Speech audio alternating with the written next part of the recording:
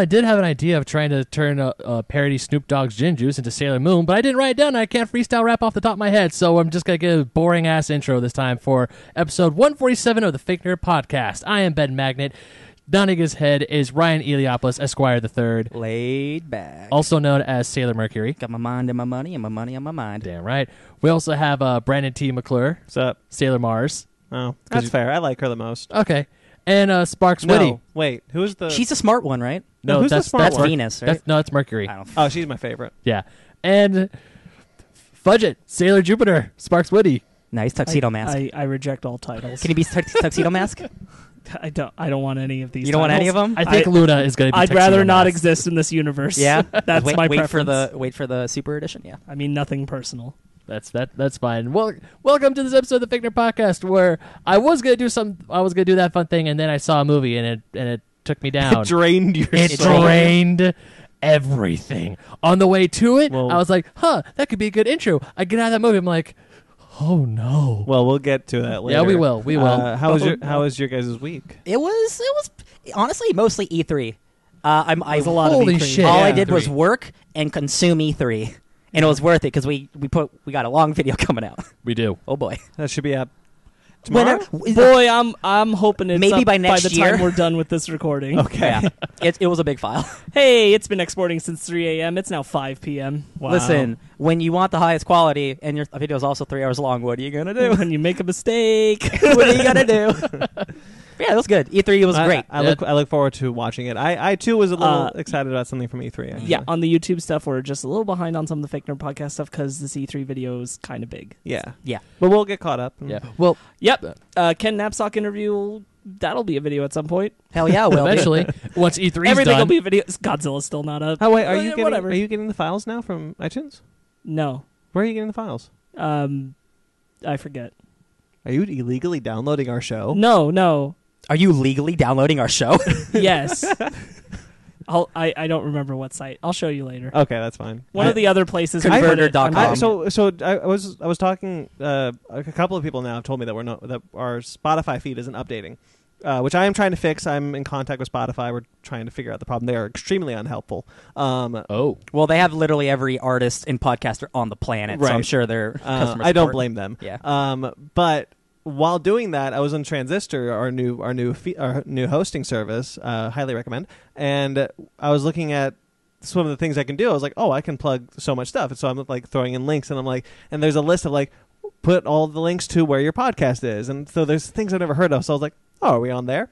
We're in a lot of places, guys. Yeah. That's good. We are in a lot of places. I get around, man. Hell yeah. I was surprised. Even, our TuneIn feed frustrates the shit out of me. What's TuneIn? So TuneIn was one of the early ones that we got onto. Oh yeah, I remember that. It's still that stupid first logo of ours. Where we're in front of the clock. It's still that damn logo. Oh really? Aw. Yeah. Hey, keeping it OG. On that one, and then That's you and I at Comic-Con. Yeah. yeah, That's old. and then iHeartRadio still has the logo from the last time. Or the like first the silhouettes? The silhouettes one. It's like none of us. That's none of us. Yeah. Well, Three there's silhouettes one, there's one of us. Who is it? Is it me? It's Brandon. Oh, the, is it you? The middle one is me. Oh, okay. Middle one's Brandon. The other two were supposed to be you and I, Ryan. But it wasn't us. But it wasn't. Who are those actors? I don't know. Who's our stunt double? You know what? And then we have Sparks over here. This poor guy's just out in the cold. Yeah. If Sparks was in that in that photo, I would have cut it out by now and made a Jurassic Park logo out of it. Oh man. But Sparks isn't on there, so I was like, I'm not gonna go through the effort. Yep. So what's up, guys? How are you? I played a couple games because I got that Xbox Game Pass and I've had it for a long time, and I have like 30 games downloaded, but I haven't played them. And I was like, I'm just gonna sit down and play them. And I played a game called State of Decay 2, which is a open world survival zombie game. And this is the kind of dream game I've always wanted, where it's open world and you have to go and collect supplies, and you bring in survivors to make your camp grow bigger, which in turn means you need more food. So it's it's like a big systems game. Both those games are incredibly glitchy, and they've always been glitchy, and that's why I waited a long time to play them, right? So I play this game for like 30 minutes, and then the HUD starts blinking, just going in and out, and I'm like, oh, well, this is weird, but it's not destroying my game.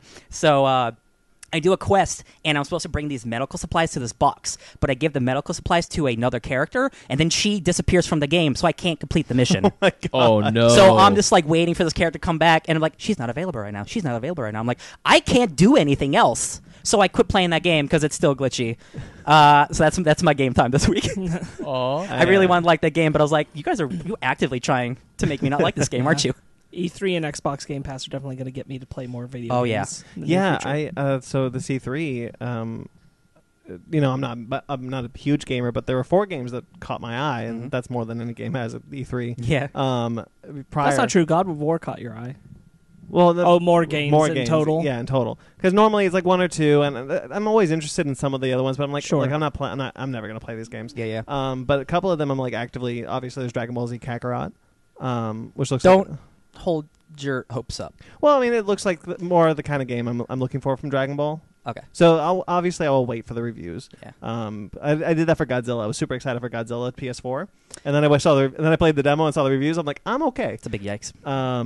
And then the 2 mythology-based games, the George R. R. Martin one and the Gods and Monsters from Ubisoft. Yeah. Like, normally mythology games are dominated by God of War, and that's it. I don't think there has been another like major mythology game.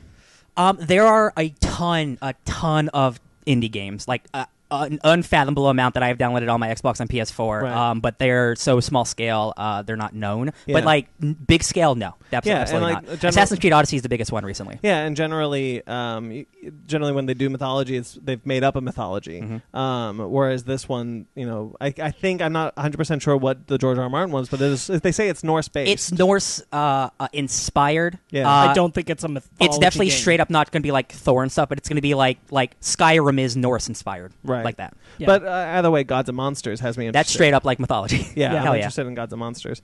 And it's the Assassin's Creed Odyssey team, and like so instead of making a realistic God of War or Greek mythology game, we're going to make a fantasy like fun one. I'm like, hell yeah, yeah. Give me monsters, hell yeah. So that one looks like a lot of fun. And then what was the other one? Destroy All Humans. Oh yeah, we talked about it last time. Hell yeah. There was another one that I was interested in, but I don't remember what it was. It's not Avengers. Oh yeah, it's definitely not Avengers. Yeah. Poor Avengers. I'm still mad. I can't believe it. What about the Lego Star Wars announcement? Oh yeah, the Lego Star Wars Skywalker Saga. We talked about that for a shockingly large amount of time. Yeah, because I was like, let's E3 keep moving past it, but we'll 2019 talk about it for another 10 minutes. Yeah. Yeah, I'm really looking forward to that game. I love the Legos. I just bought Lego DC Superheroes, Lego DC Super Villains. Oh yeah, okay. I'm not gonna re-unpack that conversation, but or we could spend 30 minutes on it. No, we didn't. It wasn't that long. No, I'm kidding. It was just like because I put the logos with each section of what game we talked about, and that one is a longer section of logo than a lot of the others. Oh, I see. Yeah. That's how I know. Yeah. But mostly what it was is just a debate on what's the value of it if it is the old 6 or are they brand new and nobody's given clear indication of what it is. Well, I mean, either way, it includes because there's 7. They have 7, just 7 as a video game. I know. Which always surprised me. But they'll have 8 and 9, which is pretty cool. But my whole thing that we talked about there, and you'll see the video, you'll listen to it, is that I don't want 1 through 6 again remastered into collection. That doesn't make any sense to me when the Lego games have moved on to a whole new format of how they do the dual screen for co-op. Yeah. And if we're just getting 1 through 6 the old way, that's useless. They've also have voice acting now, and they've got. Yeah, so I hope that they're totally. I hope that they are now reformatted to this new way of. We hope these are like games. like a new version of those 6 games instead of just remastered. Yeah, you know what? I would kind of. But nobody's saying. I would kind of like to see it like the Lego Lord of the Rings, where it's an open world Middle Earth. Still pisses me off that The Hobbit was never completed. Oh, yeah. They just didn't do the third Hobbit game, and I was really bummed about that. Those bastards. They did 1, 2, and they were like, we're going to release the third one as a DLC. Arguably, like, the third one is, like, all the big battles, and, like, you could do so much with that. I'm like, oh, let's just not do it. They just decided not big to do battles that were 2 pages in books. Yeah. Yeah. Anyway. That's a whole other story, though, yeah. Sorry to derail this. Apparently a whole other movie. Oh, yikes. Sorry to derail this with E3 talk. Sparks, what anything you did this week? I also consumed a lot of E3. Hell yeah. And I watched Always Be My Maybe on Netflix. How was that? That was good. That's really good. Yeah, I really How want to see many it. Keanu Reeves would you give it out of 10? 8. 8 out of 10 Reeves. Keanu's? Okay. Yeah. Cool. The pause was because you were looking. I was over looking here. at my girlfriend who watched it with me, and I'm like, how many? How many should I give it? Keanu Reeves has probably one of my favorite guest appearances I've ever seen in a film. That's cool. now at this point. It's so weird because like that movie looks charming, but like I've never wanted to watch a movie just for a surprise, like not a surprise, but a cameo. Like I know he's in a movie, not a little bit, but like man, I just want to see what Keanu does. I'm really like all the other actors in it are also really absolutely, great. yeah. There's a lot of really good writing in this. It's Randall Park, right? Yeah, I like that guy a lot. But there's a lot of the female lead's best friend is a great character in her own right and played very well, and then there's another girl who works for her who shows up for only a couple of scenes, but she's from Happy Endings and she's great. It's good cast. Netflix, right? I'm really enjoying this rom-com renaissance. Rom-coms? Crazy Rich Asians, Long Shot, Always Be My Maybe. Like these are great movies. It's kind of cool to see like great rom-coms again. Hell yeah. Fanny also saw Always Be My Maybe, and she's been saying that I need to watch it too. I agree. It's funny because I've seen the Keanu Reeves clip online, just like circulating. I saw the Keanu Reeves GIF before I saw the trailer for the movie. Yeah, same. I saw the GIF, I saw the clip, and I'm like, oh, I wonder where that's from. And then finally, Fanny tells me what it's from. I'm like, oh, I know this. Okay, I should give this a shot. Real quick, everyone's calling it the Keanu-sance. McConaughey already had a sance. He needs to be the Reeves-illusion. The Reeves-illusion. I like that a lot better. I did not come up with that, but I need. I need traction. I like it a lot better. I need traction. All right, for it. guys. The Reeves-illusion. Yeah. Keanu's got a lot more in that, and like one of my favorite lines I've ever heard him say in any film. What do you mean he's like in the movie more? Yes, more than you think. Oh, I'm watching it. Oh yeah, I'm excited. It is not a single scene. Cool, very cool. I guess Ben, what was your week like? You went to a Disney pop-up. I did. Thing. So I wanted to know what that was. All right, so just for sure, for I don't know where. For sure. Yeah, I don't know. My brain is like fried. I don't know why. But as we're recording this, so today is actually my 5-year anniversary with my girlfriend. Wow. Congratulations. 5 years amazing. today. She and I went on a date, and we're still going. I've never committed to anything that long ever about anything. We'll just give this show 2 more years. Yeah, oh my God, years. you're right. This is my 2 more girlfriend. years, buddy. 2 more years. There we go. Cool. Yeah, We're so We should address that in a bit here. Go ahead, Ben. no, Is this his girlfriend? No, that we had a 3-year anniversary this yes, past we week. did. yeah, but to celebrate, because we saw this Disney pop-up thing when we went to Disneyland a few weeks ago. What is that? It's kind of like a Mickey Mouse celebration thing, but also essentially it's a place where Instagram models can go take pictures with Mickey stuff. May I jump in real quick? Go for it. You remember where the ESPN building was at Downtown Disney? Well, they stripped all that because they were going to build a hotel there. Okay. They have filled that building in with a pop-up celebration of Mickey and Minnie you go in and you take a whole lot of pictures. It's like an art museum dedicated to Minnie and Mickey that you kind of walk that's through. Kind of cool. It's legitimately, it's actually pretty neat. I mean, it's like one of the things they had that I liked is that right before you go inside the experience, They had that steamboat, did they? yeah, well, they're not the full length of steamboat, but you could look like you were piloting that steamboat. Shut up, you saw my post. I know. I get what you're going with here, but instead of like, you know how in Disneyland and California Adventure there's hidden Mickeys? Yes. They have hidden Minnies at the pop-up Because there's so many Mickey heads. Yeah. So the way you find them is like Minnie has her bow on. So that's, I mean, yeah, they have them hidden throughout the experience. And it's actually kind of cool because you're like, there's obviously all these hundreds of thousands of Mickey Mouse silhouettes, but when you find a hidden Minnie, it's like, haha, there it is. You know how Feel Mickey really good about Mouse yourself. says, "Oh boy"? What's oh up? Boy. What does Minnie? boy. What does Minnie say? Like, "Golly gee." I don't know. Anybody? Megan doesn't know. Megan doesn't know. I'm just saying, give her a phrase. Yeah, but it was nice. It was fun. I had a good time. So many pictures were taken. I saw a lot of pictures. They were cute. Yeah, a lot Very of cute. pictures. Yeah, but it was good. You're Ben Magnet, and we're watching Disney Channel. Yeah, You, that was okay. I like that. It's like I don't know if I did this right. That was so fun. That was actually really fun to do. Actually, we stole that idea because the people who were taking a picture in that spot, they did it, and I'm like, well, I gotta do it now. Shit. Mm-hmm. I really wanted. I was tempted to grab those videos and do the accurate representation You of where definitely you should. drew it. That is Just so like- funny. Just like and you shouldn't feel bad because No, all of the no. celebrities who They're used all to do bad. those I've seen all them. did them poorly. I've so seen it. awkward too, I was man. actually thinking about going to do to my thing and just like drawing out my outline to see how bad I did it. Yeah. because I know it was gonna be bad. I know. You But should definitely do that and put it up on I'm the just page. thinking- You know what? Do it. I don't have the the videos are gone. I'll send it. I do have. you have them saved? I have the hard copy. I'll send it to you. Okay. Do it. All right. I'm just thinking of like Hillary Duff going, yeah. and it's just like so awkward, like painting us real There's shitty. I don't remember who it was. I think it was like I apologize that I'm going to refer to him this way, but like the black guy from That's So Raven, Yeah. I'm pretty sure he did one, and it was just like squiggly mess, and I'm like, dang, that's like nowhere near.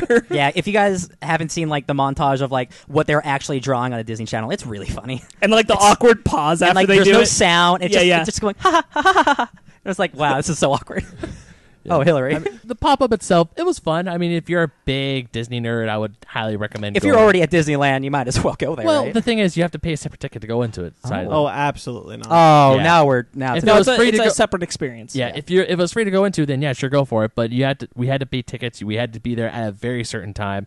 But it was our anniversary. Obviously, we couldn't get inside. I couldn't get inside Disneyland, and I'm like, I'd rather pay a little bit of money to get into a pop up, and then she and I just romped around downtown Disney for a bit. It was. I bet there was some romping afterwards. Yeah. Once you pop, the fun don't stop. It was a fun day. Whoa. Mother. What pop-ups? Guys, No. I didn't make Pringles. Beat me by 1 second. I didn't make Pringles. Okay. Yeah, it was fun. Besides that, we were trying to beat Cuphead. We're at the devil finally in Cuphead. We can't beat it. And I've also had the devil went down to Georgia stuck in my head. Oh, he's looking for a soul to steal. Wait, Yeah. I don't mean to interrupt. I just real quickly. Happy anniversary to you and Fanny. Thank you. You're welcome. Yeah. But Hey, she's a keeper. yeah, Keep her around another year. we At least. At least adjusted year. I know she played Quidditch. sign that lease. What's up?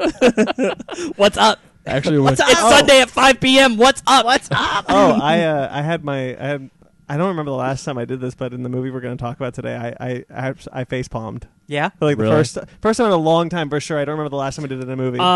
I definitely would have if Tessa Thompson had been forced to say that line. She was like, "No, I'm not saying that." Which it's not in the movie, so I'll just say it here. She was asked to say the Will Smith line of "I make this look good." She was like, "I'm not doing that. Good. Oh, thank I'm God. not doing that." And if that had been there, that would have been it for me. I would have been, "Wow, woof." She looked good in that suit. Yeah, that is not a problem with that movie. Man, all my this isn't a movie discussion. All my ads now on Facebook and Instagram are just of the watch that the Men in Black wear. Oh, they are cool looking watches. I have wanted that watch since 1997, and now all my ads are like, "Hey, buy this watch. It's $1,200." You love never mind. watches. I really want that watch. You're a slut for watches. Here's the Men in Black watch. It's What a I've watch wanted that slut. watch since the first Men in Black. I know. And I was like, "Oh my god, I finally found it. $1,200." But I could do a payment plan for $75 a month till I die. So I mean, or just don't. just don't. Just don't. Yeah. Wait Yeah. for a sale. Get a Okay. knockoff. My wait next for plan- this movie to bomb, and then I'll go on sale. No, my next plan is I'm going to get filthy rich. Oh, Oh, that's okay. probably a better alternative. That is a actually. better alter. Yeah. So beware. Let me know when that happens. All those. Because I want some money. It's not as elaborate as your watch, but while Fanny and I were waiting to get into the experience yesterday, we just moseyed on into the Lego store because why not? Killing time. And they have a Lego set of the Trench Run from Star Wars. It's a $30 set. It's not super expensive. The X-Wing looks pretty good. It holds a whole minifigure and stuff. And I'm staring at us going, I really want this. I don't need it. It's $30. There's many Lego sets, so I'm just like, There are a I lot of want Lego sets this. in that store that I want. Yeah. But Legos are friggin' expensive. Like it's one of those like rabbit holes where like if you buy one, it's over. Same with the pin. Yeah. Because we saw the pins, and I'm like, they have a Darkwing Duck video game pin. I want that. They have a Mufasa Simba with Mufasa in the sky pin. That's a I good want one. that. Don't touch that pin. That's a good one. Soon be yours. And I'm just staring at all these pins. I'm like, man, this is a very dangerous rabbit hole. Yeah. And then I go back in the Lego store. I'm like, man, this is also a very dangerous rabbit hole. And I'm just sitting there like talking to fans like, oh, we'll go with the experience. We'll go down. We'll get lunch and stuff. And then maybe I will get it. And we're walking back. I'm like, I don't need it. I want it, but I don't need it. I don't need it. It's a responsibility in you, Ben. We don't need any of this. Yeah. No, we don't. And then 2 hours later, We she don't bought- need this podcast. Yeah. All right, bye guys. See you Bye. guys. But then 2 hours later, she bought me my Kingdom Hearts Sora jacket, which I freaking Oh, love. is that the one you're wearing right now? Well, It's that a was cutie. the one I was wearing. I took it off. Okay. Well, they didn't know. The one he's wearing today. Yeah. It's a Um, good looking one. Thank you. Yeah. So I 3 movies? I actually just remembered that I also went to the AMC dine-in, Oh yeah. just was like that? you did, to see Aladdin. yeah. That's a really nice experience. Yeah, it is. I mean, if you're not going to buy the food, it's $14 tickets, and like, that's not terrible for No, how not at comfy all. those seats are. The one in Yeah. Ontario, right? Yeah. 2 movies if you come in black. Okay. 1 if you don't. And it was Secret Life of Pets. I'm kind of in a slump right now. A movie slump? Yeah. I don't remember the last time I saw a great movie. Hey, there's so many movies that you haven't seen that are all over the world. We tried to find time to go see The Dead Don't Die, which is the new Bill Murray Adam Driver. Yeah, Jim Apparently, Jarmusch. critics are super split on it. But I think it looks hilarious. I really want to try. I'm really interested because the guy made a vampire movie called Only Lovers Left Alive with Tilda Swinton, and that movie, he's a very super weird artsy filmmaker. And Tilda Swinton's in this movie. Yeah, and again, like I'm not surprised that it's completely split down the middle because he's like a weird artsy dude. Yeah. But I'm very interested, especially because like Adam Driver's in it too. Like I was really sold on the trailer. I really want to see that. I want to see Ma until the reviews came out. And like, oh, Ma's still playing at our little theater, which is surprising. It is surprising. Yeah. It'll be gone this week. Yeah. There's a couple of movies I was trying to go see. Late Night with Emma Thompson and Mindy Kaling. That looks charming. Oh yeah, that movie's like sleeping. Yeah, I completely forgot that was even happening. It just came out this weekend. Okay, yeah. But yeah, Secret Life of Pets. It's a fine film. You know exactly what you're getting into. It's nothing special. I think I like the first one more, which is the first one's actually quite charming. Yeah. This one's just kind of. Exists. Can I ask you like a real question? Like, sure. how secret are their lives if we're watching it unfold in front of us? I refuse to answer that question cool. with any form of dignity. Well, if this wasn't like marketably better than the first one, then I can pass. Yeah. Because it's really strange. It's really strange structure. It's the same directors, but it's there are 3 separate plot points that are happening at one time, and they do not converge. They have no reason to be in this movie. It's like 3 separate short films slammed together. Yeah, that's what the trailers made me feel like was yeah, happening. because the trailers were so bipolar, like character focused. Yeah. So they're pulling an American released Digimon movie. What? The original Digimon movie that came out in the early 2000s. Oh, that was very different. Very different. Yeah. Okay. This one, but because they keep cutting back and forth between the different plot lines, and you're kind of wondering, like, you're just like waiting for it to converge. They do converge at the very end, but it doesn't make sense why. Oh, it's like It's like it's just kind of like, well, we have to have these films. It's just kind of like, hey, what'd you do today? Well, yeah, kind of. Wow. I was on a farm. That sounds awful. Hung out with Harrison Ford. Harrison Ford's actually kind of good in it. I hope Secret Life of Pets 2 enjoyed its one good week at the box office. Yeah, right. Because it's about to get slammed. Come on and slam. We're working on Space Jam 2. I just found out, my company. What? Yeah, that movie is like almost done filming. Yeah, we're getting footage of it. I'm like, holy shit. That's kind of cool. Is it still starring LeBron James? Yeah. All right. Yeah. I was shocked. All right. Hey man, Space Jam is a movie of our generation. It is definitely a movie. It is. And we should all acknowledge with reverie that it's a movie and look forward to its destined sequel. Dude, speaking of, stop hurting yourself. Speaking of did you say reverie? Yeah. Speaking of reverie, happy 3rd anniversary, guys. Yeah. Oh yeah, I'm still doing it. We had our 3rd anniversary on Wednesday, and we will put out a special next week. The special is a little late because I wrote the date down wrong. Hey man, whoops. We're all busy, guys. It's okay. Oopsie loopin' shoe. This has been one of our busiest time periods with the podcast. We're actually doing a lot of things. Yeah, I mean, hell, when we recorded our E3 video, that was at like 2 a.m. But you guys, but that's the thing. You know, it's as Marc said, we've had a very busy time for the podcast. We started YouTube. YouTube is up and running. Yep. And I mean, it's not just we've got a video up and we're like, maybe we'll do more. We've got multiple shows. No, the train is rolling and it's not stopping. Yeah, I can tell you right now, we're at least intending to drop multiple videos a week, and it's more or less happening. Yeah. My computer's real slow and I work a lot, guys. I'm sorry. No. We are not blaming you, buddy. We're even planning on dropping another show on YouTube. What? Cult of something? Something. Oh man. I mean, maybe not anytime soon. Baby. It's a plan. Yeah. Well, make me hyperventilate. Why don't you? It is a plan, but that's the thing is like we have gotten so busy, and Miscellaneous is hopefully going to start soon. Sparks and I are working on getting that back up and running. Very busy right now. Yeah, you guys might have heard like a lot of stuff is going on, but that's really cool. But that's really cool that we've got all this stuff going on. Like last year, we were just like, well, maybe we'll do this by the end of this. Man, wouldn't that be cool? Now it's like, hey, it's actually happening now. Mm-hmm. We got stuff in the pipeline. And we're working on it. That interview we just had with Ken Knapsack is like one of my favorites that we've ever done. It goes right next to the one we did with Chris Swindle. Yeah, dude. Yeah, Andrea Romano. Yeah, right up there with that one too. I think that was a great interview. I wasn't you part of it. You weren't part of that one. No, I was not. I always forget that you weren't part of all the episodes. You couldn't have 2 people on a phone. Yeah, that's right. Technology. Still can't. But it's less of a problem. One day.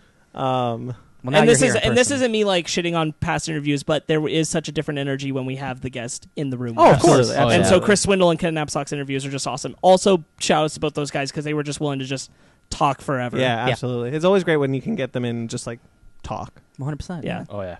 Not slamming anybody in particular in our previous interviews. No. Our Steve Alt. I didn't do it. I didn't do it. He doesn't listen. No, he doesn't. Wow. But if your PR person is listening, I would love to go to the premiere of Meg 2. I'm just saying. I mean, I didn't say it. No, I'm just kidding. I'm not saying that was our worst interview. No, but it's barely an interview. I'm Sorry.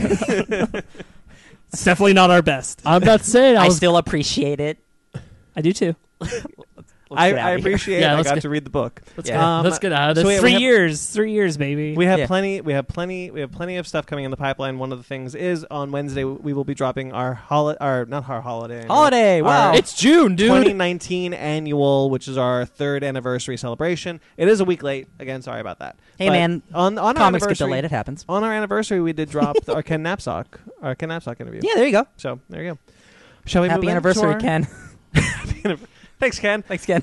Should we drop our bread and butter? Yeah. Is that what we do? I don't want to. We got to wash it off first. We're gonna eat it. Well, I'm on keto again, so I can't have bread. That hurts my Wait, soul. what's an alternative? Like cauliflower and water? Sadness. Cauliflower and water. Yeah, no, wow. no, it's a cauliflower roll. That sucks. It's sadness. You can still put butter on it. Butter's keto friendly? Yeah. Cool. All right, bread and butter time. And here's your bread and your butter. Here's your bread and butter. Okay, not in my ear, thank you. So we got a lot to talk about. We're going to talk about in a couple of chunks here, but before we get to the largest chunks, gross. Before we get to the largest, you really threw me off. Good, it was so bad. Before we get to the largest chunk of this news, you're making it worse. We have some casting news for Titans. Yeah. I know Sparks and Ryan, you guys have seen the show. Yeah. So this is mostly geared towards you guys. They cast Aqualad as Drew Van Acker from Pretty Little Liars. I don't know who this actor is. I've never seen him in anything. Drew Van Acker as Aqualad. That's the one. There you go. Did I say that wrong? You said Aqualad as Drew Van Acker. I mean, when in another world, if you're a great actor, you become your character. And Kermit the Frog as himself. Hey, it's me. Godzilla as himself. Yeah. And Mercy Graves. They cast Mercy Graves as Natalie Gumedi. Mercy Graves.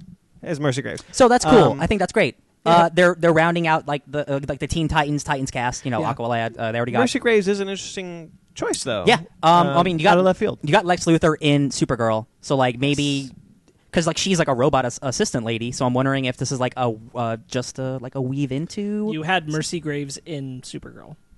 Yeah, she did. Yeah, that's right. That's right. You had Mercy Graves in Batman v Superman. Yeah, that's true. But Lex she was blown up. Lex Luthor is also there, so I'm just wondering, like, if they're gonna make her a completely new character, because like she's kind of tied directly to Lex Luthor, which is fine with me if you make her a new character. She's a cool robot lady. Yeah. They did have a description.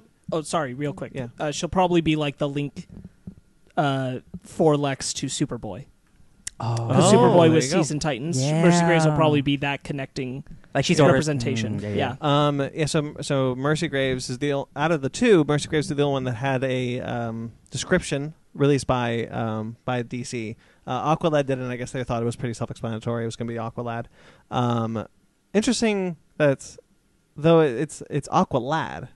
It seems like it's going to be the Young Justice version and not the the classic. Yeah, that's fine. I like the Young Justice personally version. In the world of Titans, I think that fits better. Also, the picture I saw, it could have just been one specific picture, but he had a Jason Momoa-esque vibe to him. He had like long hair, so I'm like, all right, if they're trying to do like more of that kind of aesthetic, I'm okay with that. Yeah, I don't hate it. So Mercy Graves, however, is described as the ruthless, cunning right hand and bodyguard to the notorious Lex Luthor, serving her boss with unquestioned loyalty. Her connection to the Luthors runs deep, as Mercy has been a friend of the family and in Lex's life since they were young. That's interesting. Okay, a little different. Yeah.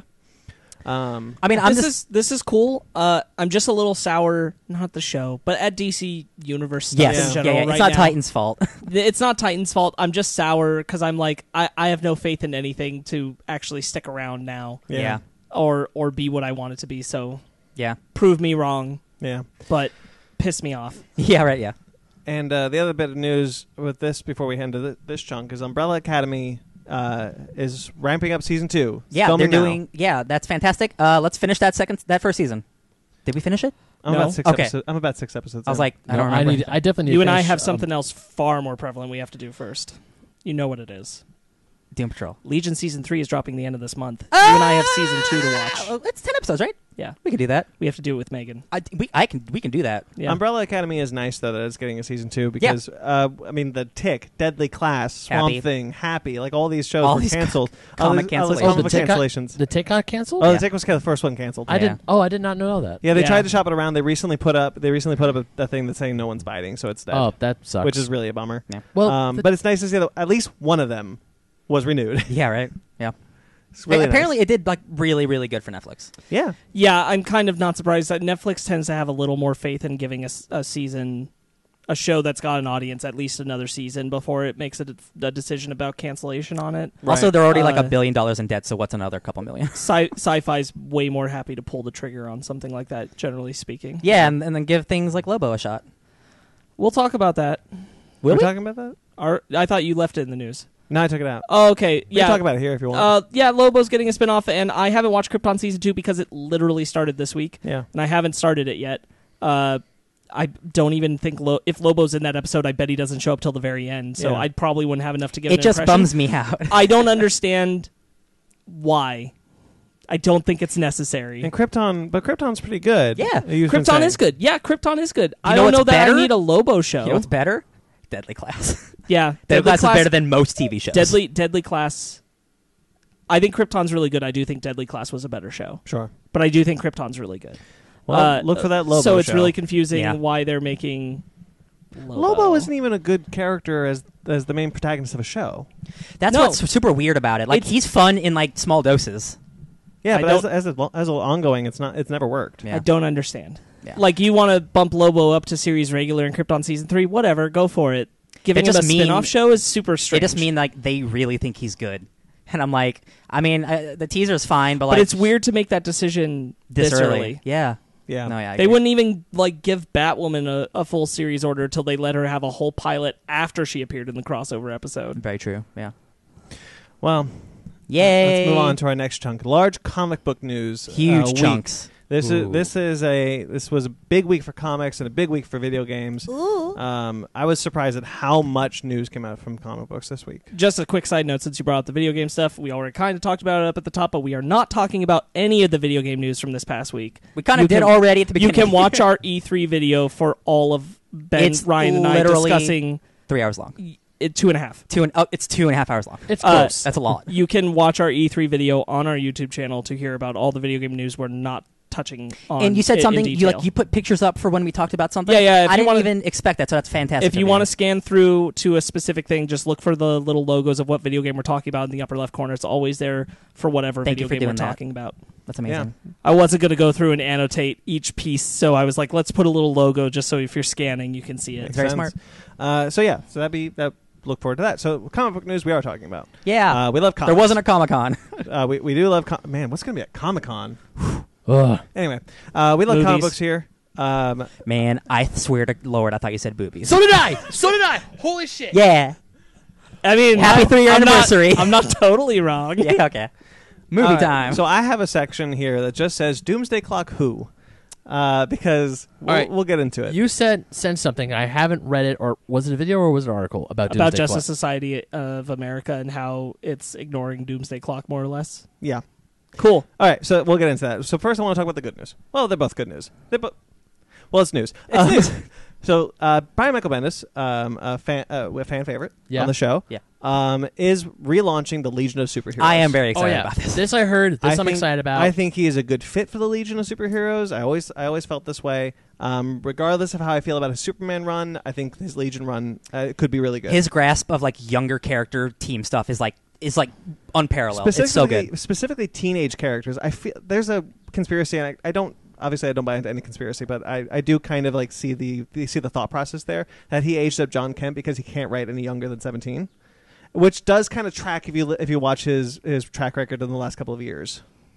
Riri's like 14. But like a teenager. Like I think he writes teenagers, and I think he's a little uncomfortable writing anything younger. Which is why most of his characters are teenagers. Yeah. I don't know if I necessarily believe that, but I could see the logic there. Yeah, I think it's a preference. Yeah. Hey, Young Justice, still really good. Still liking that. Yeah. Teenagers. Yeah, teenagers, exactly. I think it's... sorry, real quick, I just, in defense of Bendis a little bit, I just think it's simplistic to say, like, he can't. do it.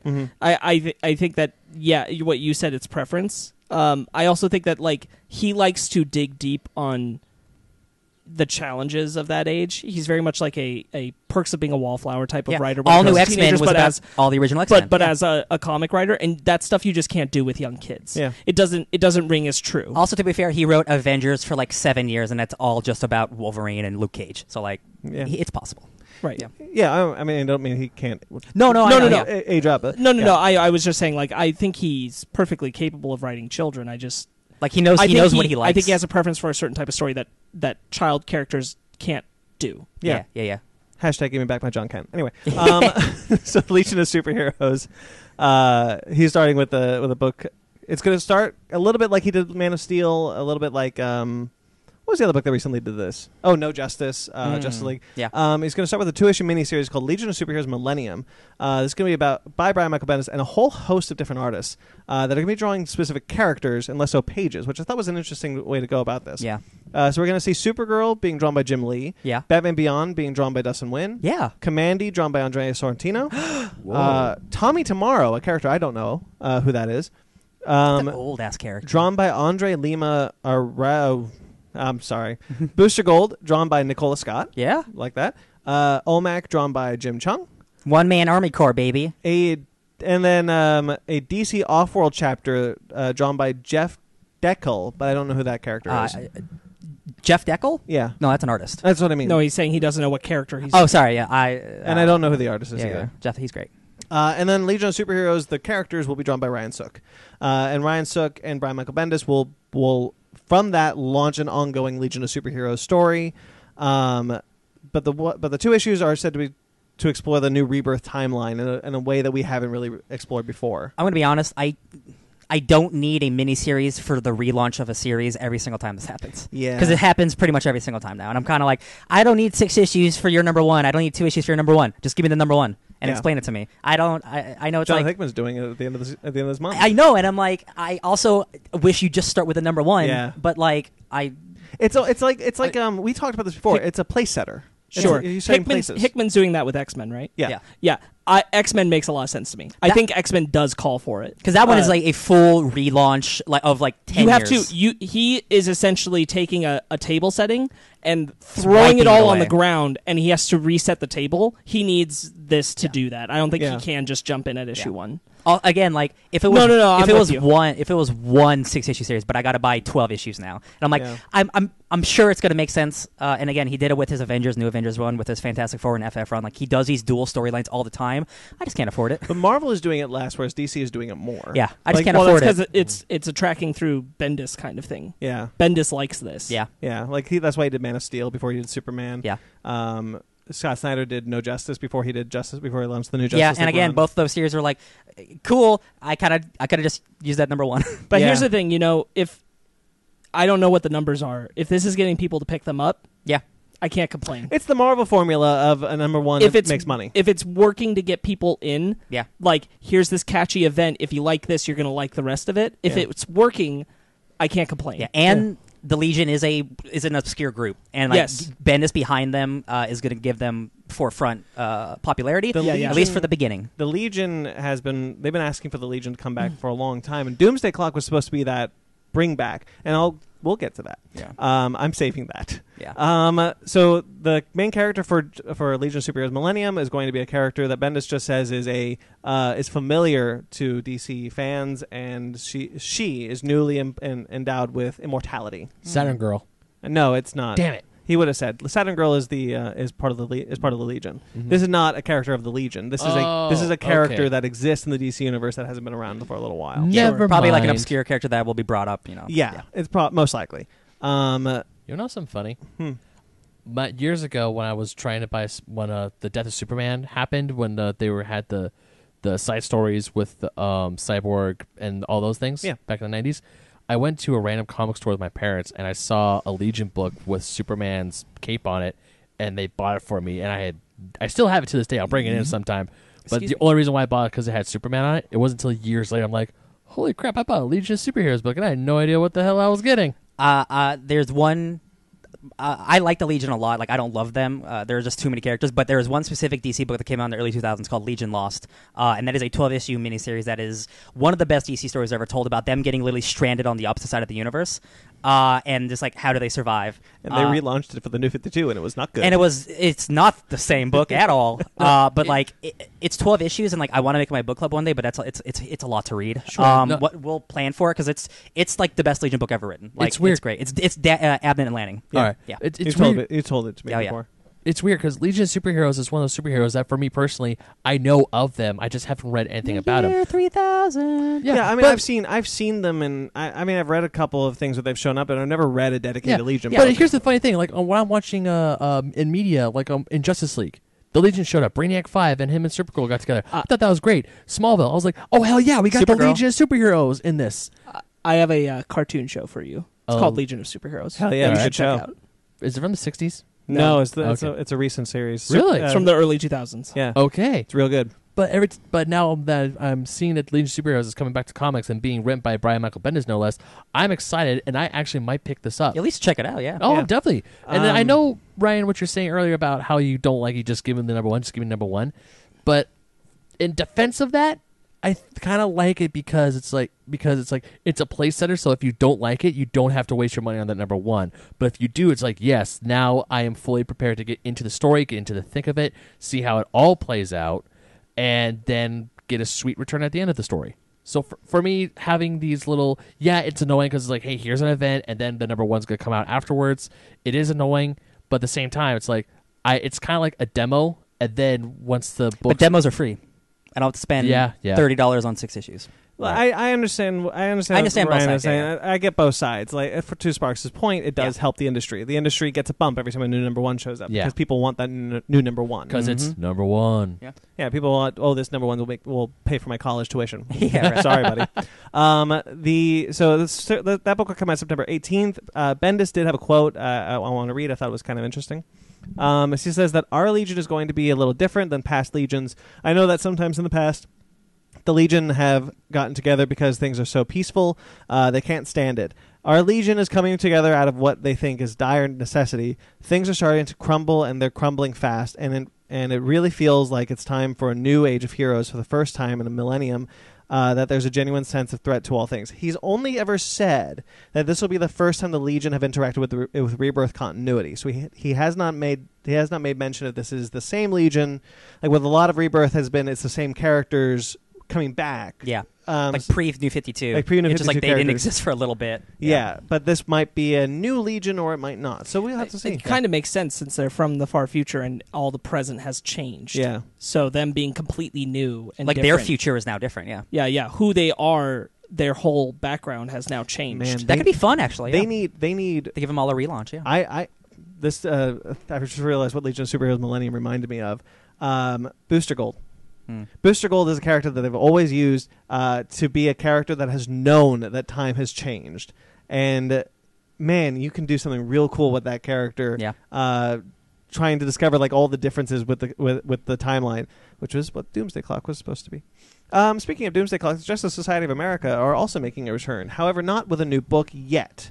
Scott Snyder does say he have plans. Johnny Thunder. He does say he has plans for the team. They will be showing up in Justice League 31. Wow, that's a long time from now. No, it's only a couple months. I thought, what issue? Isn't it like on issue like 20? It's like I think I picked up like 26 or something like that. Wow, really? Holy shit! It's twice a month. Oh, that's why. Yeah. There you go. It's one of the few twice a month books. That makes sense. Okay. Man, okay. So I just recently put all my comic books together because I've had them split between different places. I'm 6 months behind on all my comics. Wow. And damn. Justice League is twice a month. I have a lot of Justice League to read. Oh, yes, that's you why. do. I've cut it down to just like, all right, I got Donny Cates, and then I got a couple DC books, and I got a couple Marvel books. It's Justice League and Immortal Hulk are the two books that I'm just like, well, gotta read this. Yeah. Anyway, so Justice Society of America are coming back. This is where we talk about Doomsday Clock. Oh, you mean the book that was supposed to end like 2 years ago? So, yeah, seriously. So Scott Snyder had this to say about when asked about Justice Society and how it ties into Doomsday Clock because Doomsday Clock recently showed what happened to the Justice Society. Like, gave us a definitive answer what happened to those characters. It was that Dr. Manhattan had erased them. Yep. So he said, I think that's similar with other... Oh, sorry. This is the wrong quote. I mean, Doomsday Clock really is its own wonderful, incredible story. The kind of light connection between them is just that what Jeff and I talked about was because Doomsday Clock is kind of running at its own pace and in its own continuity. What I didn't want to do is bring the JSA back before he had a chance to reintroduce him as a concept in issue 10. So it's so funny. They have just retconned Doomsday Clock to being an out-of-continuity story. But at the same time, it's explaining the universe. Yeah. So it's like it's the explanation for Rebirth, but now it's out of continuity. Yeah. I mean, okay, I understand that that's what he said, but I don't think that's the intent. I can't imagine how somebody in it could misinterpret themselves on this, but what I think he means is that... Can you read the quote again? Just the part around the word continuity. The kind of light connection between them is just that what Jeff and I talked about was because Doomsday Clock is kind of running at its own pace and its own kind of continuity. Okay, that's its own pace. What I think it means is the focus on its own pace and its own continuity is the sense that the continuity of everything that's happening in the comics right now is not happening around what's happening in Doomsday Clock because it hasn't caught up. Because Doomsday Clock isn't finished. I don't think it necessarily means that it doesn't exist canonically to everything, but nothing else is connecting to it right now and can't until it's past. We've moved past it. Well, so what's interesting is that Bendis and King have both talked about how their stories tie into Doomsday Clock in a way. But mildly, yeah. But mildly. Like, yeah. What happened to Wally West flies in the face of what Jeff Johns was trying to do with Wally and Rebirth and all that sort of thing. Regardless of how you feel about Heroes in Crisis, like it or not, that what happened to Wally is the opposite of what Jeff Johns had intended. And I feel like it's because the series was late. If the series had ended on time, none of this would be happening. Because Heroes in Crisis Doomsday Clock and Heroes in Crisis are both big events. Yeah. But Doomsday Clock took such a long time, like you said, Doomsday Clock was supposed to end, then Heroes in Crisis was supposed to come out. And again, like whatever people, I don't know if they know what happens in Heroes in Crisis. I'm not going to spoil it, but Wally West is a very changed character, 100%. Maybe we would feel differently if Doomsday Clock was done.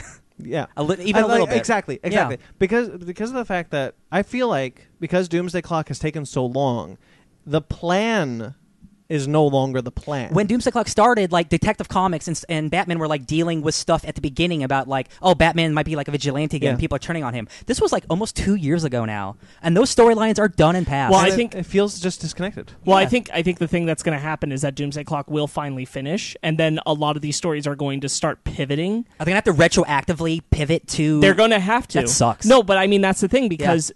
This is Rebirth. It is an important event. This is Rebirth. Yeah. This is the thing, is Dr. Manhattan. We can't just pretend that isn't part of the thing, because that still is the truth of every other comic, regardless of how connected deeply they are to Doomsday Clock. Yeah. So once it's done, everything is going to have to pivot back in the direction of like, okay, here we are, here's the thing. But anyway, not to delve... Doomsday Clock's going to finish in the future. 2020. And there's only 2 issues left. Come on, guys. And we 2020. And we will talk about it when that happens. Yeah. We'll talk about all of this and what this means for the future of the DC Comics. But just speaking on this quote specifically, I don't think he means that Doomsday Clock is now an out-of-continuity story. I think he just means that nothing can actually connect to it canonically right now because of how it's running at its pace. Yeah. And that's what I think he means. I don't think he means that it's not canon. It's just... existing in its own timeline till everything else can actually address it and catch up. That's still bad, though. I mean, that's not great, but I don't think that they're saying this no longer exists in continuity because that would be detrimentally stupid. Yeah. Until it's really messy, man. Until they slap a Black Label book on it and say, never mind. I still think he shouldn't have said a buzzword like continuity. Yeah. But I think that's what he means. I don't think he means Doomsday Clock is now not canon. Yeah. Because that'd just be like... What? What? And just for those of you listening, Doomsday Clock is really good. It is. No, it's a quality comic that's just taking way too long. Really? Yeah. Okay, because every time we've talked about Doomsday Clock since the announcement, and I want to say after issue 3, I've been hearing nothing but negative stuff. Not about the story, But I want. Maybe it's not about the story that's bad. Do you mean from us? I think or? from you guys. No. No, none of us have had bad We've things. complained about the delays. Every issue's great. I just don't want to wait just, 4 months for it. I think it's that. That's the reason why. Because you guys have been talking about, oh great, Doomsday Clock's delayed again. Right. Oh great, it's delayed. That doesn't impact the quality. That's not the quality of the comic though. Right. That's a complaint about like the release schedule. I apologize. I wasn't trying to challenge you on that Doomsday Clock is bad. I'm going to fight you. No, I want to read Doomsday Clock. I've told you I am very much looking forward to owning the trade and having it next to Watchmen. I just don't. Oh, by the way, they've just solicited the first 6 issues hardcover. So there you go. Hardcover 6? Oh, hell it's no. It's going to be like $70. Oh, hell no. Yeah. God. They call it Doomsday Clock Part 1 hardcover. And you guys mother. suck. And it's just Fry saying, take my money. I'm gonna cry. No, I want 12 issues, all of it, and oh god, In a hardcover for $100. not a hardcover. Screw that noise. Ben, give it a few years. You can get it. Yeah, I'll wait it. There'll be a complete hardcover, and then it'll resell and then when for Doomsday like Clock $15 2 comes out. because this is how the world Hey, works. how do you think Three Jokers is coming along? I really want to read It's that. coming Who's- along on its own pace. Question: Yeah. Who was writing Three Jokers? Johns and Fabok? Jason Fabok's Jason drawing it, Fabok. yeah. It's still Okay. Jeff Johns, yeah. Yeah. I remember seeing like an update about Yeah, it he a reads little They're while still ago. working on it, yeah. No, yeah, I mean, I Who really want knows? to read that. All right. All right, well. so I am really interested in doing a discussion about this when Doomsday Clock is over I and agree. what it means for the whole of DC Universe because I'm invested, but I feel like I can't be that invested till it's done. Yeah, Yeah. I get that. Speaking of Heroes in Crisis, we touched on that a little bit. There are 2 titles that are coming out from Heroes in Crisis, 2 miniseries that I'm interested in. Sorry, real quick. You Yeah. know what we should do? We should do a Secret Empire style thing where we talk about all of Doomsday Clock and Heroes in Crisis in a go, and what that means. I actually was going to ask if you guys wanted to do a Heroes in I think Crisis. I think we should discussion. pair them up. We should do a massive discussion like we did with Secret Empire. Yeah. Because So in that- 2022. that is like a pulse check on the DC Comics universe. Yeah. Yeah, that's a good Yeah. Who's got them all? I need to borrow those. Yeah, I yeah, have- no, I not have a a problem. lot. We'll get you. Sweet. We'll get you hooked up. got you. Thank I you, like homie. one of those stories. Yeah. So Heroes in Crisis had a major fallout. Spoilers, I guess. No, it's not. You said it. Wally's situation is drastically different. Oh, I thought you meant a different character. Sorry. No, Okay. Wally's situation is we'll get there. Yeah. So Flash Forward is going to be one of the 6-issue miniseries coming out of Heroes in Crisis. Art by Brett Booth. That's the good news. Hell yeah. Writer Scott Lobdell. That's the bad news. Oh no. Oh, he's coming back to DC. Well, he's still writing he's Red always Hood and been the at Outlaws. DC. Well, what's he been writing for DC? I haven't Red heard Hood his and the name. Outlaws. He's He's still still writing. He writing also Red was Hood. writing Oh, Superman at a time and like Titans. No, like, I remember a that while was ago. New ago. 52. Oh, you're right. That was But New he's been at 52. DC for a while. I thought after the Rebirth. No, you're right. He is currently writing Red Hood and the Outlaws for Rebirth. Okay. He has been since the start of Rebirth. I Yeah. thought Red Hood. That's been his character for a or long was time. that Red Hood Yeah. and Arsenal for? He wrote that too. He's been like Damn, okay. the Red Hood guy for It, 10 years, man. No, Yeah. when New 52 started, I loved his initial Red Hood run. I Yeah, I did loved too. it. It's I good. bought all of those issues. Honestly, the Rebirth stuff wasn't bad either. I just didn't have the money and time to Yeah. keep up with it. Yeah, 'cause it wasn't bad. I looked at the first stuff. Red Hood's become one of my favorite DC characters, and now that I kind of feel He's bad. great that I in haven't- Injustice too. No, I feel bad, and I haven't picked up those books. Damn. Okay. Go on. So yeah. Sorry, so, continue. so this book is going to come out of Heroes in Crisis, a 6-issue miniseries. I'm going to just read the solicitation. It's a little bit easier to tell about. It's what the book is about. Easier than for me to just tell it. His name is Wally West, and he was the fastest man alive. That is until the multiverse was rewritten without him or his family in it. Wally returned and tried to make it work, but the damage was done. Spinning out of the events of Heroes in Crisis, follow the man who called himself Flash on an adventure to find redemption in a cosmos that has fought so hard to destroy him. Released September 18th. On paper, that sounds excellent. Yeah. It does. It does. Especially if you know where the character went after Heroes in Crisis. See, optimistically, I really want to believe that we get a few years down the road and we'll be able to look at all these tentpole pieces of Doomsday Clock, the Rebirth event, Heroes in Crisis, Crisis. the button, Yeah. and this Wally event, and then whatever else is coming next, and be able to track the narrative of like, wow, look at this broad stroke that actually looks Absolutely. really good.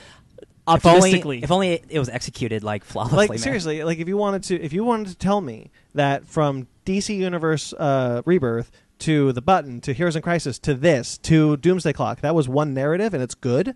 Hell yeah, give me that. I would forgive all of Heroes in Crisis if that were the case. Yeah.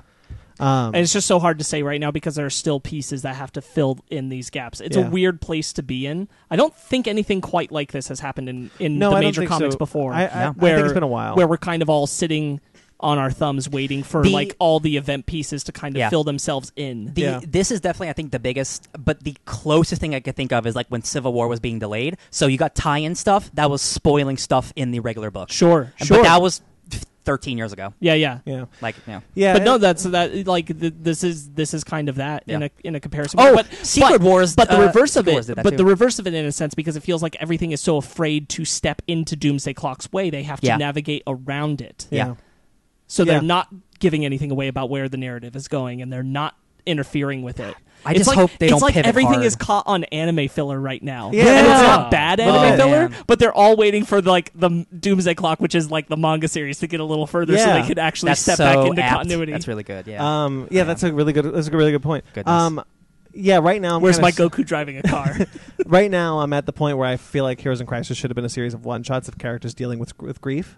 And I have some out of character issues with the book as well. But hey, if Doomsday Clock ends, hell yeah, give that to me. Mm-hmm. The other one is Harley Quinn and Poison Ivy. Spoilers? No, not really. Okay, cool. Harley Quinn and Poison Ivy. So if you read Doomsday Clock, you know that at least one of those characters had a drastic change. You mean Heroes in Crisis? Yes. What did I say? You said Doomsday Clock. Heroes in Crisis. If you read Heroes in Crisis, you know that one of those characters had a drastic change to their just entire being. Spoilers, I guess. I don't know. No, I don't think it says. It's a fundamental change. But it's go read it. Yeah. So this one is written by Jodie Houser. Actually, the second book that's Jodie Houser has announced. She's all over the place, man. Yeah. Art by on Adriana Mello. Harley solicitation. Harley Quinn and Poison Ivy are taking their show on the road in this new miniseries. They'll have to evade villains and heroes alike while they explore their relationship and unpack their time and experience at Sanctuary. Hell yeah. Set after the events of Heroes in Crisis and smack in the middle of Year of the Villain, which is the current thing that's going on right now. Oh, God. It's a journey across the DC universe that will change their friendship forever if they live that long. That sounds great. Out September 4th. So it doesn't say what happened to Poison Ivy, but if you've seen the image, you know. I am... if you know me, I really love it. That's actually the one thing I do love. I think it's fantastic. From Heroes in Crisis. Oh, yeah. What, they ended up together? No, okay. It's something about Poison Ivy. However, they could at the end of this miniseries. Yeah, they talk about their relationship. That's cool. I think wasn't there a book somewhere where Harley Quinn and Ivy were one of them kisses Harley together? Quinn? Harley Quinn? I think it was like the traditional Harley Quinn book, I think. They slept together, but they couldn't show anything. Yeah. No, but not only that, but like I think Poison Ivy leaves and she like gives like Harley a kiss on the cheek before she leaves her. So I don't know. Yeah, that's the Palmiotti. Yeah, run that of one, the Connor Harley Quinn. Palmiotti run, right? Yeah. Okay. It's a little bit more tongue in cheek, but they wouldn't let them do anything with their I bet. Well, it wasn't tongue in cheek because I couldn't show it. Yeah. Oh my God, that's hilarious. You can leave now. The the other thing, speaking of writers, I'm not too fond of right now. Tom King. Mm-hmm. Tom King had announced that the Phantasm will be making her long-awaited. Seriously, I've been wanting this for years. Long-awaited mainstream comic debut.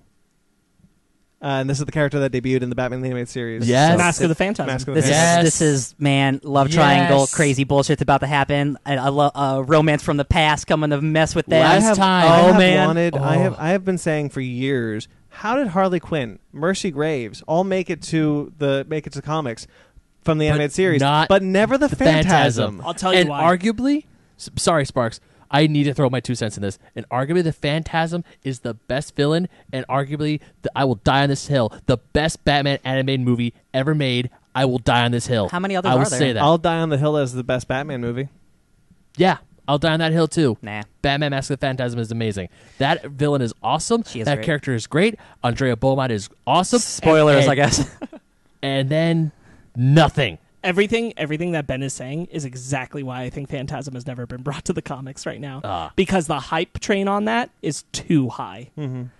And I hope that Tom King can deliver. Me too. Because I have faith in him as a writer, but this is the reason. It's because that is a massive get. This makes me wonder if all of this was part of his 100-issue plan, was bringing her in at the very end too. Oh, he was talking about changing things, making things crazy for Batman. I'm like, how do you make things crazy for Batman? Knowing that Phantasm is coming in and looking back at everything that happened with Batman and Catwoman, it's like, I think he was. Hell yeah, dude. I think he was aware. What a get. I think this has been all place setting, in a sense, to make this so that this would work. No, that cover for, I assume, Batman Catwoman #1, right? Yeah. I'm buying or at two, least promotional issues. Yikes! No. That's so good. I'm buying 2 copies of that. One to read. Looks like the DVD other, cover. No, the one to read. One I'm sealing and I'm putting up on my wall. Yeah, it's great. I'm gonna be honest. I was in such disbelief that they would do Phantasm when I first glanced at the image. My immediate thought, again, first glance, was just I was like, "Why is Taskmaster in Batman?" Because I'm like, they wouldn't bring Phantasm, and I had to like look at it and go, "Oh, they're going." Yeah, so there. this is I think it has something to do with the fact that he's been given more freedom with Batman Catwoman than he had on the Batman ongoing series. Like he's talked about it before. Like he has a lot more freedom to do a 12-issue miniseries than he did with an ongoing series that was twice a month. And he's able to bring in this character, and because of that, and we talked about it before, Ryan. Because of the fact that he's bringing in the Phantasm, I've decided to try again to read his run and see if I missed something. Maybe I can get through it for the first time. Find that missing piece that I want from Batman. It's a great puzzle. So yeah, it's so cool that the Phantasm is coming in. But for those of you though, this is what I was been kind of stalling to get to my thought. For those of you who care, there were some comics with Phantasm before she existed in the Batman Adventures comic book series. But it was in the animated one. It was based on the animated series, and then she made the jump to Batman Beyond Unlimited. Which is also based off the animated series. Yeah. She was there for 2 issues, but she's the reason why Bruce Wayne and Terry McGinnis split. She's never made it to main comic continuity. Yeah. So this is the first time we'll be seeing her. Andrea Beaumont, who, spoilers, is the Phantasm if you haven't seen the Phantasm guys, movie. watch that movie. For real. Oh, God, watch that movie. The movie's so good. It is amazing. Movie is now on Blu-ray. You have no excuse not to see the movie. I need to buy that on Blu-ray. I don't care if I have 2 copies. What was I going to say? Oh, yeah. But Andrea, like Brandon said, Harley Quinn, creating the animated series, jump to the books. Mercy Graves. I never knew that she was never in the books before until you just said. She was created for the TV show. series. Yeah. So we already have one of the most, I would say, one of the most iconic female characters of comics right now. Came from a television show. Why not arguably one of the best villains? Even though she was only in 1 film up to this point, I am so happy to see her in mainstream books. I cannot wait to see what Tom King is going to do with her. This is Broly all over again. Yeah. This is nice. Oh, bring that beloved character and make it work. Yeah. In main continuity. Hope so. I hope so. And like regardless of like what people think about like the Batman comic, like the story itself of Batman, Catwoman, and then a romance from the past who is also a phantasm. Yeah. Like, oh my God, it's gonna be like that animated movie, but like modern and crazy and like this is I'm so excited. And Batman the Cat, I'm so excited. And not only that, Andrea was the person who who Bruce was like, I'm willing to not be Batman to be with Andrea. Exactly, because that's the thing Batman was going to do for Catwoman, and then she left him. With the scene at the gravestone, I never counted on being happy. Yeah, right. So powerful. Yeah, guys, watch that movie. Now that I'm an adult and I can understand the themes of the film better, that film is a freaking masterpiece. Yeah, this is really exciting. Yeah, that movie's great. It's super cool. Yeah. We'll talk about this in the future, too. We will. Now let's go to the thing that I'm the most excited about. Really? Oh, yeah. Absolutely. 100%. I'm sorry. I thought you went because when you sent me that photo for Phantasm, that was my excitement level turned to 11. I can't be as excited for it because I'm not crazy about Tom King's run. True, I haven't read Tom King yet. However, or I haven't read Tom King's Batman run, so I understand. However, this is something I've wanted for a long time now. So for a while, Stepan Sejic, a writer artist that we've talked about on the show before. We had a couple of his books on the book club. He has been teasing that he was doing a Black Label book. This was coming off of Justice League Odyssey, Aquaman. Like, I love this guy's art. I was super excited for whatever this book could be, and they finally announced it. A week after they announced a book that sounds strikingly similar. This is called Harleen. And it's going to be an exploratory look at Harley Quinn and the relationship with the Joker. He was doing practice strips with this for a long time. We were looking at these. I have a couple of the pages saved on my computer. They were in grayscale. They were gorgeous. This one will be in color. I've seen some of the pages already on Newsarama.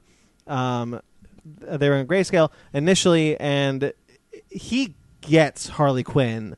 I've always said that there are maybe there were 3 writers before this that I said got Harley Quinn. It was Paul Dini, it was Tom King, it was Tom Taylor. Like those 3. Oh, Tom Taylor, hell yeah. Oh yeah. Those 3 got Harley Quinn hardcore. Now, I would like to add Stepan Sajic to that list. Yo, side note, Tom Taylor, what his Injustice run, because I always saw Harley Quinn as kind of like that. Yeah, it's Harley Quinn character. Now it's like, no, Harley Quinn's. She's got Tom Taylor. She's got some like presence. So I give a whole lot about the Harley rumor Quinn. is Tom Taylor might be taking over Batman. Hell yeah, that would be phenomenal. That dude's incredible. Yeah. So like I said, Paul Dini, the creator of Harley Quinn. Tom Taylor, Tom King, now Stepan Sajic. Yeah. Stepan had this to say about the book. Harleen is a story of a flawed person who meant well, a doctor who fell in love with her patient. It is a story of her road to hell, paved with good intentions, and a smile that cost her soul. More than anything, it is a tale about good people falling in love, falling from grace, and falling apart. There are pages of this grayscale book that he was doing, these test things. I hope they make it into the book of her with Poison Ivy having been beaten by the Joker, and Poison Ivy's like, you can't, like acting like the best friend of an abuse victim, like you can't be with him anymore. But Harley but he still loves me. Yeah. And they share a kiss, like this could be their first like This Black Label, you said, right? yeah Black Label. Okay, This should be the first time they kiss. Yeah. So this is. It is funny that there are two Black Label books almost about the same thing, but it looks like this one is just going to focus like straight up on Harley, while the other one is going to be like a dual story between Joker and Harley. I said before when that one was announced, the Joker Harley one, I would have preferred this one. Yeah, and I'm getting this one. And again, like no offense to the other one, but like this is like especially because he's doing the art, like he's doing everything. Like he's like honestly he's like DC's. Actually, when I talk about Sean Murphy, does do DC books. He did Batman White Knight. He does. But like. It's really cool that DC is allowing them. It's like, write and draw your own mature book. Just do what you want. Like, I really wish. I want Marvel to do more of that. That was the promise of Black Label. Yeah, unconstrained work. Yeah. And now we're getting. I feel like we're finally getting to a stride where we're seeing the promise of the Black Label. Yeah. Yeah. We weren't quite seeing it before, but now we're starting to see it. I'm excited for the future of this. It kind of just means rated R Elseworlds. Yeah, a little bit, which is cool with me. I'm okay with it, but just hearing. Or because I saw some of I follow Cedric on Twitter, obviously, and he posts a bunch of stuff, and I look at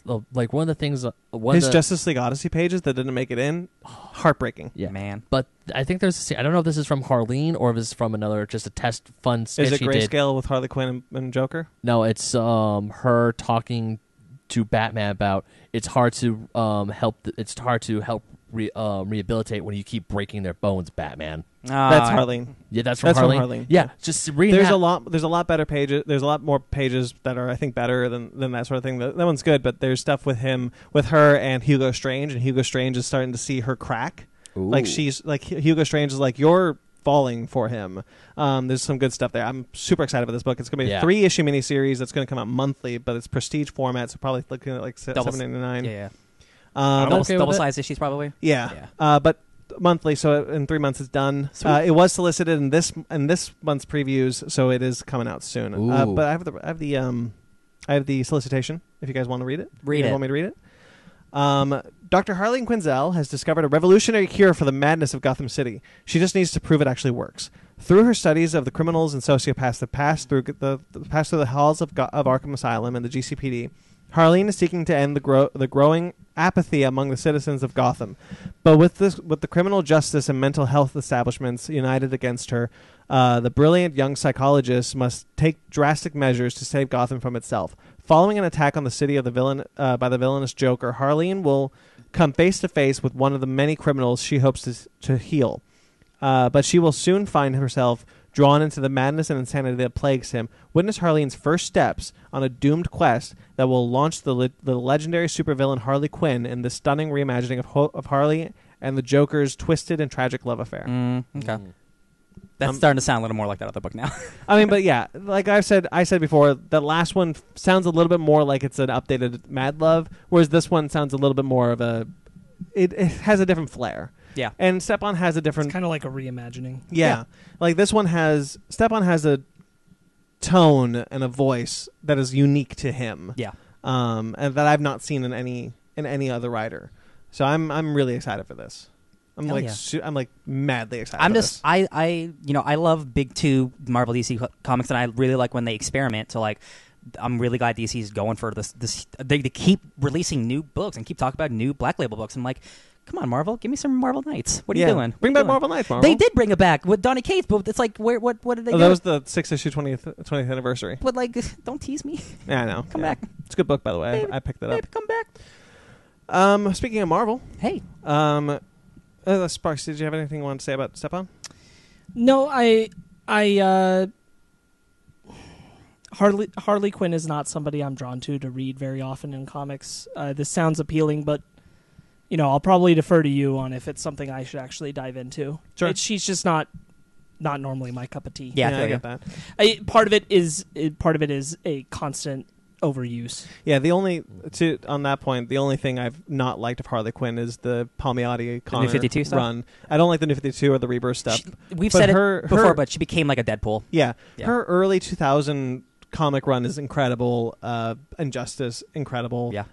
Tom King, I really like her in Heroes in Crisis. Yeah. It's one of the few positives I She have. is written crazy well. Very well in that book. I think Tom King really gets that character. Mm-hmm. So, like, seeing something a bit more dark with Harley Quinn, less Looney Tune, more Harley Quinn, I'm into that. Yeah, same. I'm into that. I am too. So Marvel Comics has announced a bunch of things, but, let's not all. It's really that good, or that we're really excited for. However, King Thor is a 4-issue miniseries that will cap off the King Thor run the King Thor stuff of Jason Aaron's run. Which is fine. That's cool. I'm into it. Because he's starting the end of his Thor run soon after War of the Realm. It's going to do like a 10-issue end, I think, was what he said. Oh, I don't remember. Well, he's starting the end. We're in the end game now. We are in the end game now. But King Thor will be a 4-issue miniseries written by Jason Aaron with art by Asad Ribic. Hell yeah, baby. Do you want me to read the solicitation? Yeah. So the solicitation says, the creators of the legendary Thor God of Thunder series that kicked off one of the most epic runs in Marvel history are back together for one last ride with the almighty Lord of Asgard.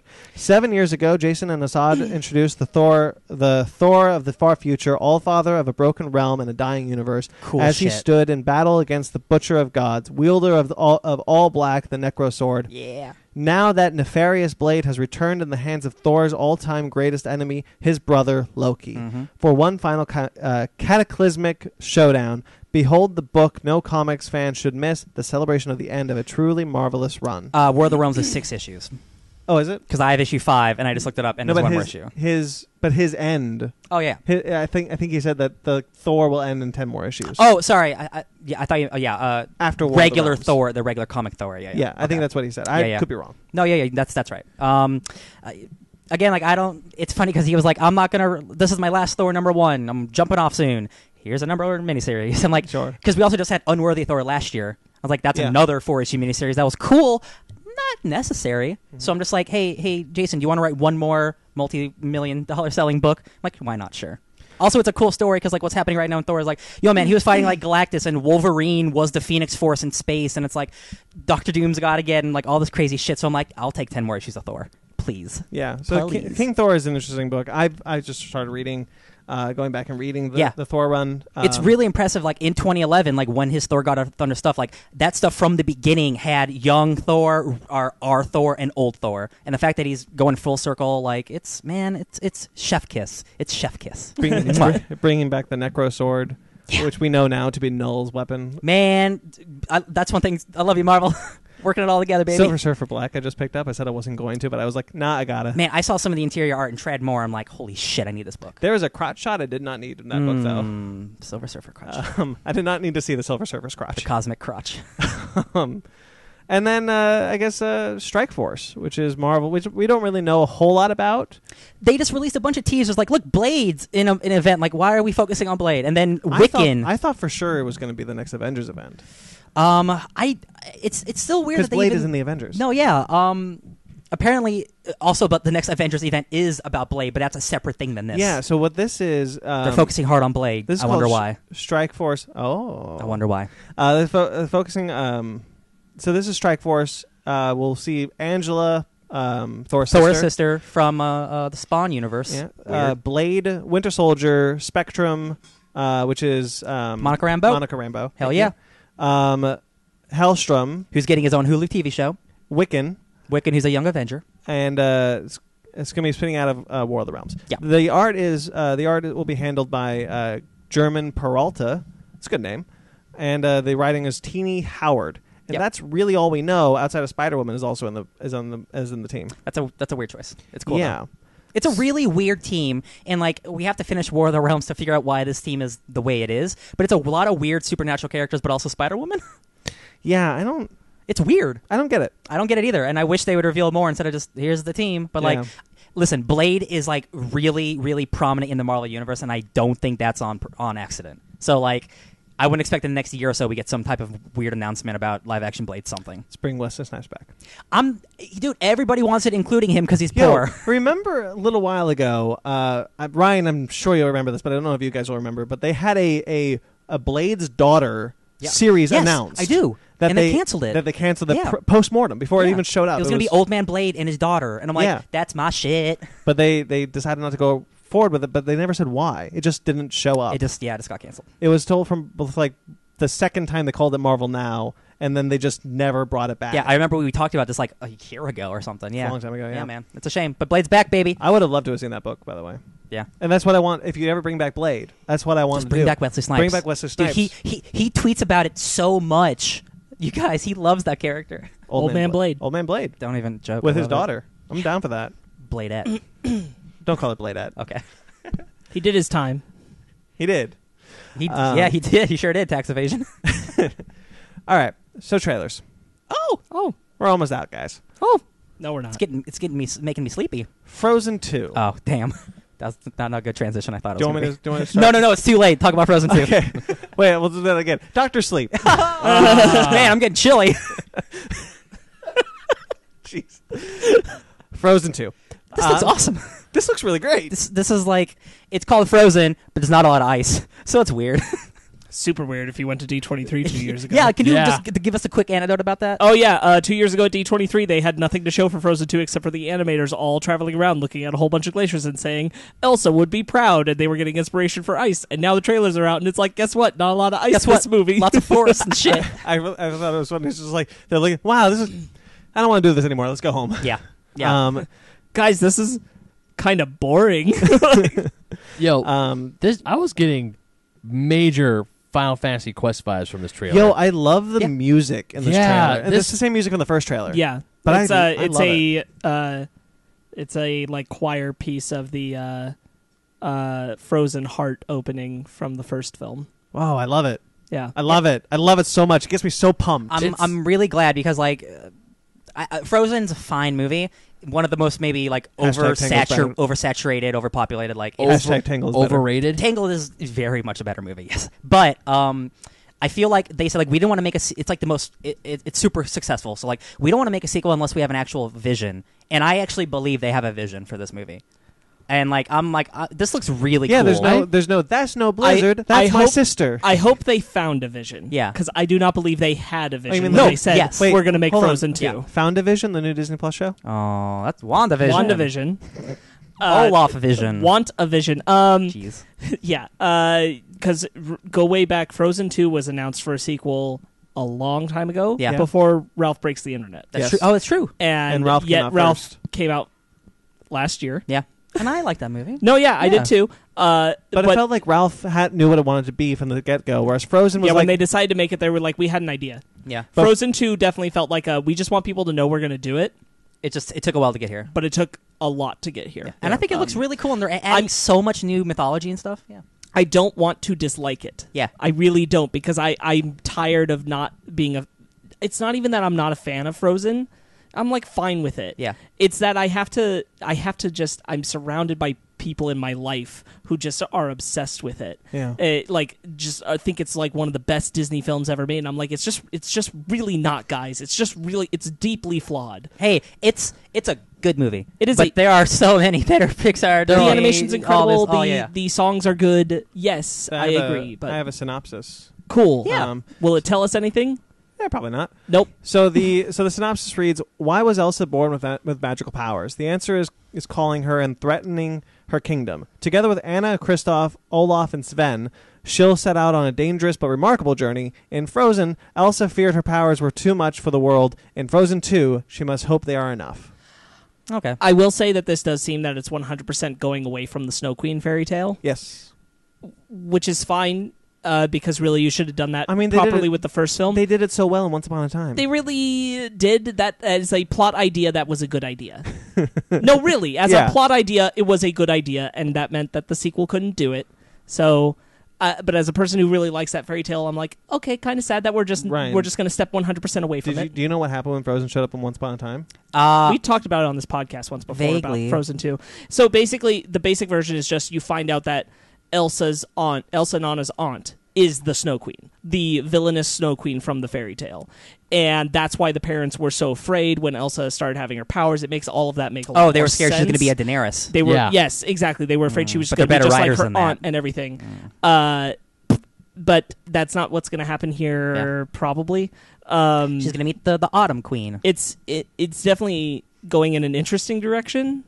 That's just like giant be something trolls. New. I won't lie. I am just a little sad that we're stepping really far away from the Snow Queen thing. But hey, spiritual water horse, I'm into. Yeah, this movie looks like it's more of a grand adventure than just a simple Disney princess movie. Yeah, or and that's why I'm into Disney it. royalty movie. Because we said before, I'll say it again. Frozen, it's fine, it's good, it's not god awful. Better movies. But just see the music from this trailer and just the imagery itself, like Anna hiding from a giant troll. I could tell one of the things was like her just like literally freezing, no pun intended, those ice particles in the air and everything just stops. It's like she's mad powerful. That is cool. Omega level mutant. That is really legit. I want to see more of this. I want to see them go on this mystic quest. I want to see them fight monsters. This is going to be great. They're going to go to a lava place, and she's not going to be able to use her powers. It's going to be really dramatic. There's probably going to be some musical numbers in there. There will 100%. There has to be. But I'm on board for this. I have a very low bar set for this movie, which is have a consistent and clear theme for your film and execute that. Because the first one couldn't. So if this one can do it, great. The wicked. That's my low bar. Clear that bar, I'm happy. The first one was rewritten. Adele Dazeem. They rewrote the whole first half. We could do a whole dissection on what went wrong with Frozen. But all right, so move on. Love and Tasha. Which is the Anton Yelchin. I'm ready to go to the theater and cry for an hour documentary. And a half. It's documentary. Yeah, I don't generally go see sad documentaries in theaters, but I definitely do really want to see this. If it's on VOD, I'll watch it. But like, I don't want to go cry in a theater. Anton Yelchin's death is one of the most tragic events in our life. 100%. It's so crazy. In the film industry, it is because it's such a weird. It was a tragic freak accident. And it's super sad. From an actor who had so much more. Yeah. And already did so much. Yeah. He did Star Trek at 19. Yeah. Like, that's ridiculous. I never really had the opportunity to talk about him much on the podcast. But he was always like one of my go-tos for a lot of roles that I think went to lesser actors. Some in particular that I could name are like I like Scott Pilgrim vs. the World. I think he would have gotten the character from the books a lot better than Michael Cera. I didn't even know he was up for that. He wasn't. I'm saying that if you wanted to go for the Michael Cera person, I would have gone with him. If you wanted to go with the Jesse Eisenberg Lex Luthor, I would have picked Anton. Personally, it's going in that same vein, but like a much more talented, diverse actor. I don't even think he could have saved that. He's that guy who can do so much more. Yeah, and I'm glad that there is something like this, especially because it seems so much created out of things he himself recorded. He's that's very unique, a super creative. Like that's always had a camera on. That's going to be really unique. I'm glad this is going to exist. Yeah, I'm glad it's being made. Yeah, me man. too. Yeah. I'm super happy to see this happen. His death impacted me in a way that it was the 1-2 punch. Robin Williams was the year before, and then Anton Yelchin, and like that was rough, brutal. Yeah. That was really brutal, and it was hard. It was hard for me because he's our age. He's like literally our age. Yeah, and I've loved so much of his movies. I rewatch Charlie Bartlett all the time. I think Charlie he's Bartlett. Excellent. I think he's great. As Even Robert Downey Jr.'s in that, right? Yep. Even in his lesser films, he brings his A game. What was that film we saw? Life After Beth? No, that's the Dan DeHaan one. Life After Death. Bury Your Ex. Bury Your Ex. That's a good one. That's a fun movie. Yeah, like even in like his lesser like straight films, to DVD movies like that. He brings everything he's got. I will hold one of the best remakes ever is Fright Night. Yeah. Yes. And I think a lot of it, and I think part of it really is him. Yeah. I love him. So his presence in the film industry is sorely missed. Yeah, for sure, man. Well, and you can tell from all the people that they have showing up and talking about him, people who only worked with him in some cases on a single film. Yeah. Like, and they connected with him. Yeah. That's awesome. Yeah. man. All right, then let's move on to Ben's most anticipated, Dr. Sleep. Hell yeah, let's get sleepy, Ben. So Dr. Sleep is the sequel, is the adaptation to the sequel to The Shining. Yeah, it's a whole lot of weirdness. I just thought of the right name for like Talk King with Stephen King was good, but for Ben's series, it should be King Me with Ben Magnus. Oh my God, yeah. King Me! That's great. Hell yeah. Guys, look for King Me coming soon. Oh, that's so amazing. Okay, so Dr. Sleep. So Dr. Sleep, this is the adaptation of the sequel to The Shining, written by Stephen King. Ian McGregor plays Danny, now Danny all grown Torrance. up. Yeah, that little guy's all traumatized. And he has The Shining and is being chased by whoever the hell Jackie Earl Haley played in Dark Tower. One of those species. I'm fairly certain. I don't even know, man. So The Shining is like a spiritual Or power. were those werewolves? Man, Dark Tower's a weird movie. The Shine. Yeah, The Shine. It's Yeah. like a mutant power or whatever. It's you like wanna call it. telekinesis. No, It's the exact same. clairvoyance. It's a gift. Yeah, it's just a gift. It's the exact same thing Carrie had yes. in Carrie. But yeah, there's these people like they're technically like vampires, like they're shine vampires. They're out to steal people's shine, get the powers from them, and Danny's like, no sir, not if Dr. Sleep's around. That's all. It's directed by Mike Flanagan, who did House of Haunting of Hill House and Gerald's Game, and like so I trust it it's looks gonna be great. awesome. None Visually, of us have read the book Dr. Sleep. Nope. No, not yet. It is, however, I have read The Shining. It is, however, invoking a lot of the imagery from the Kubrick Shining film. Yeah, Very much. and even the musical cues, which I thought was super. interesting. It's a super weird product because it's like we briefly talked about. It's like Stephen King doesn't like the Shining movie, but over time he's grown to appreciate it more. So like when he wrote Probably Dr. because Sleep, his is shit. His miniseries is terrible. No, it is. It is. I think definitely after he's like, oh, I'm not that good of a director. But like he's slowly grown to appreciate it more. And like when he wrote Dr. Sleep, he allowed some of the imagery to sneak in. Not a lot because it's still his own thing. But like now we have the sequel to a movie that's referencing the book, but also the movie. It's a weird product. Well, because it's and he did write a book which is Dr. Sleep. Yeah. And so it is adapting out of that, which was a sequel to his book, The Shining. It's super weird. It's cool though. It's weird. It is weird. And I'm hopeful, like I gotta read Dr. Sleep I still. might read it. But if it's not I read The 1,000 Shining, pages. and personally, like I like The Shining film. Yeah. I prefer the book. I think the book captures a sense of thematic storytelling that the film just couldn't. Kubrick has not shied away from the fact that he changed a lot for that movie. Yeah, and the sense of isolated fear, because it's a book, is obviously stronger, but there are certain things I think the film could have done to nail that. There is one scene in particular that gives me chills that they and it wasn't something they needed like major effects or anything for. It's just a moment, and I think just there was a way to have incorporated into the film, and shying away from that was a not shining away from it. It just disappointed. So I'm hoping that this can capture some. Again, I need to read Dr. Sleep, but I'm hoping this captures some of what made the Shining book so good to me in adapting this. If they're going to do this, one of the things that it does talk about is that one of the old lady zombie thing in The Shining was one of these shine vampires. At least the implication is in the trailer. That Danny ran into, because you see the scene that Danny's like, I ran into one, and it's showing the scene from The Shining where the weird zombie lady like opens the curtain and looks at her. Yeah. So I thought that was interesting. That could be something.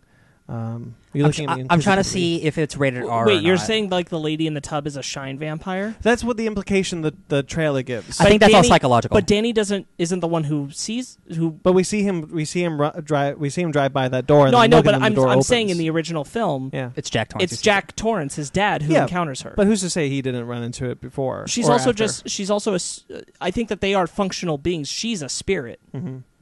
I don't think they're the same thing. Well, either way, the trailer makes it seem like they are, and I don't. That could just be trailer trickery. I think it might be trickery. Yeah. I think that's just trailer misdirection and not what's actually up. So Ben, as our resident Stephen King expert, King me, please. What do you got for this one? Does it look good? You like it? I mean, it looks good. I don't know. Is Dr. Sleep your favorite book? Ben, we're 3 years in. This is never going to end. No, it's not. Hey man, we all got inside jokes. Just accept it, dude. Yeah. Dr. Sleep is your favorite book, right? No, it's Tommy Knockers. it's not. No, it's definitely not. How would you know? It's the only one because I haven't finished Tommyknockers. B, I heard it wasn't very good, and C, I didn't even get 50 pages into that. Are you damn more book. of a fan of Tommy Knocker or Angela Knocker? Who the hell cares? That's enough. Don't mess with him. We're already in one bit. We don't need to go to a different. Sorry. The trailer looks good. I mean, thankfully, I have Red seen Rum. the film The Shining, thanks to Ryan and Sparks over here. It looks good. I love Ewan McGregor, so I know he's gonna do a good job in it. Like visually, it reminds me a lot of Haunting of Hill House, and that show looked great and had a great atmosphere. I mean, and it looks translate directly to film. You think there's gonna be a ghost in every scene? I'm really glad that there's an actor at the center of this who I feel can carry the role really, really well. Yeah. Same. That's awesome. I'm not gonna lie, Dr. Sleep kind of reminds. Just the name Dr. Sleep reminds me of Dr. No. Do you think for a bit? This is supernatural Christopher Robin. Do you think for this movie that Jack Torrance is still frozen there? Oh, that'd be great. Yeah, And is it Jack Nicholson? See, I haven't read Dr. Sleep, but I know they don't it doesn't super reference the movie, which is the only thing I know about The Shining. So I'm a mixed mind of how much I want them to directly reference The Shining. Me too. So I mean, if I see a zombie Jack Nicholson, already some of the visual references are a little more than I want. Yeah, but I understand that it's looking not through the whole. It's not really for the book readers, but it also has to be at the same time because it is a book. It's a weird thing. It's very bizarre. Yeah. I'm very interested though. Yeah. Mostly because of the creative team. Same. Shall we move on then? Yes. Here comes yes, our review. Here comes the review. I really don't want to remember. Right then, time now for a review of Men in Black International, the fourth Men in Black film. That's it. If you have not seen the film, full spoilers from here on out. Were you going to say cinematic universe? Yeah, it's not. It's not. It's just a sequel. I'm glad. This is if you've not seen the film, full spoilers, spoiler alert, spoiler warning, whatever you want. But we will be spoiling every single bit of this film. Shall we get into it? Ryan, yeah. Your initial thoughts. This movie sucks. Ben, your initial thoughts. I was gonna say spoiler. This movie's bad, but I can't do that anymore. But spoiler, it's bad too. Oh man, this movie is not good. Not good at all. All right, Sparks, your initial thoughts. Hey, I'm gonna come out with some stuff. I have been thinking about how hard, I guess, I was on Dark Phoenix last week, and I don't think I'm in the wrong. But I do think that there's a sense of. I have a point. I do think that there's a sense of greater expectations set around, X-Men characters and all this. I think this is summed up really well in a video I watched by Captain Midnight about what's missing in the Dark Phoenix film, and kind of hit all the same points that I was trying to, but articulated them better. So check that out for that. But it's weird, and I do find these kind of comparative because I think they are cinematic experiences trying to get you on board with this, next franchise installment. That I think kind of both whiff in different ways. And so, I recognize right now, and I'm going to tell you that I'm going to be more positive about certain things in Men in Black because I went into this really wanting it to be on its side. And I didn't go to Dark Phoenix wanting to be on its side. I was already, not because of anything in particular, I was done with the X-Men franchise at Days of Future Past. From Fox, personally. So I know that's a bias I was going in with. And in this one, I was going in really wanting to be happy with this. And I was so, just trying to give it every little nudge of, I'm with you. And, man, it's still bad. Yeah. I can't help it. I tried really hard to want to be on its side, and I just can't. Yeah. So, yeah, I think it's pretty middle of the road. I don't think it's horrible. I don't think it's good. It's my least favorite movie I've seen this summer. I'd have to think about that, but I don't. I've seen a lot of movies. I would definitely say this is my personal least. Of the movies we reviewed, I mean. Oh, the movies we reviewed, probably, yes. Yeah, this is definitely least bottom of the barrel. But I was trying to think about other films that we've seen where we were like, man, this movie is bad. This movie didn't get me as mad as Crimes of Grindelwald. That was last year. Crimes of Grindelwald. That was last year. Yeah, I know that was last year. But Crimes of Grindelwald, that got me mad. That got me angry. Again, Men in Black International was just...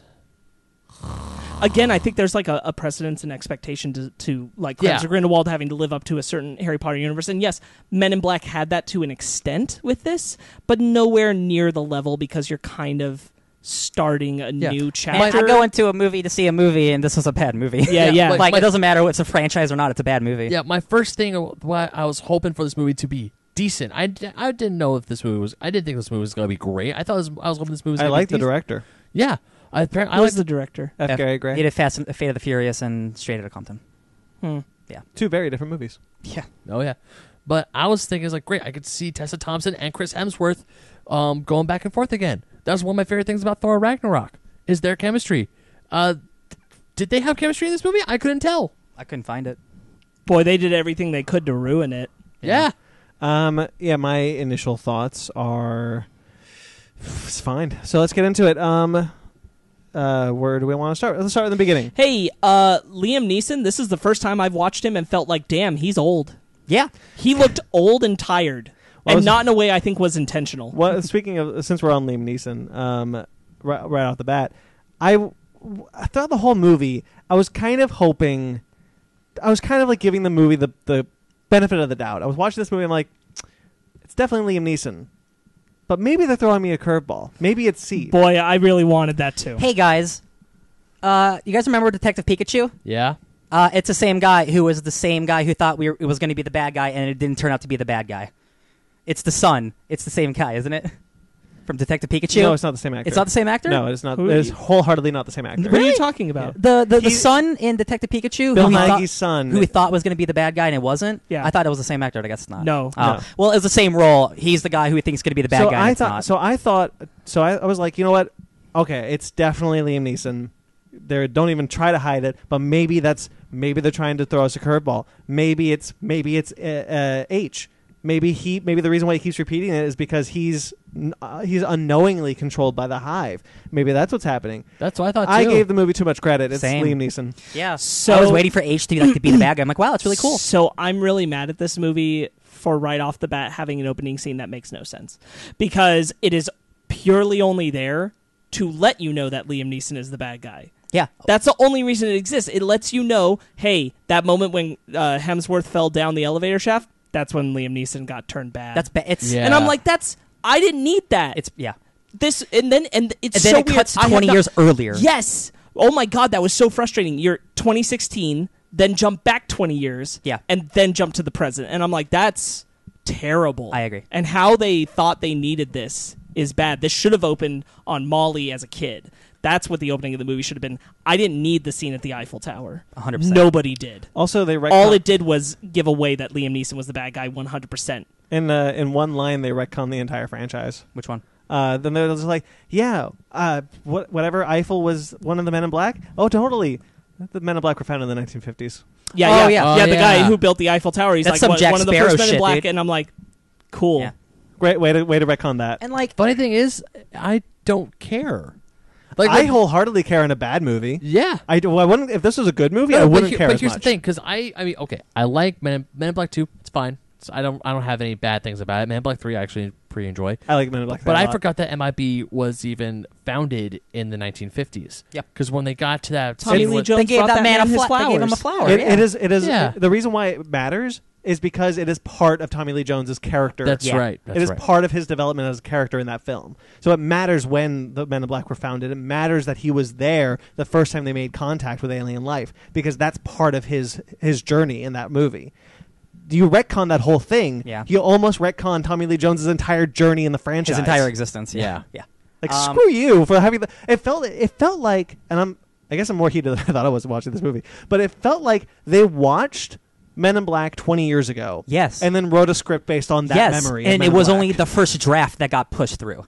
Because a lot of stuff in this movie, like, I don't think this movie is funny at all. I don't think I laughed Man, once. there was I no- don't think I literally I chuckled twice. Yeah. Yeah. Yeah, it's not funny. And It's I'm a not guy who funny. loves comedy shit, you guys. I didn't laugh a single time in this movie. One of the things where I knew it was coming, because this movie is pretty predictable. Like when Chris Hemsworth comes up and you see Liam Neeson just standing there, I was like, did he just turn into the bad guy? Or maybe not. I don't know. Because I was going through the whole, is he a bad guy? Is he not a bad guy? What's the flip I was going here? through like, he better not be the bad guy. It wasn't. Was I wondering? I was like, he's When? the bad guy. Yeah, I was like, when's he's it the gonna bad happen? guy. But going- Please tell me he's not the bad guy, because I'll give you more props if he's not the bad guy. He's he's the bad guy, yeah. But God, going back, like the audacity of his first line when he sees Molly, he's like, "It's never who you think it is," and I'm like, "Wow, f you script, yeah, go to hell." It but- was exactly who I thought it was. But going back to my original thing, was that when they say that, hey, we're gonna go to Rizzo's impregnable fortress of certain death, they call it Rizzo's impregnable fortified fortress of certain death. Yeah, that's the only time I was cool. like, I was really hoping that made me smirk. Yeah, I was like, also Danny Elfman came back to do the music for this one. I was surprised. Oh no, we know.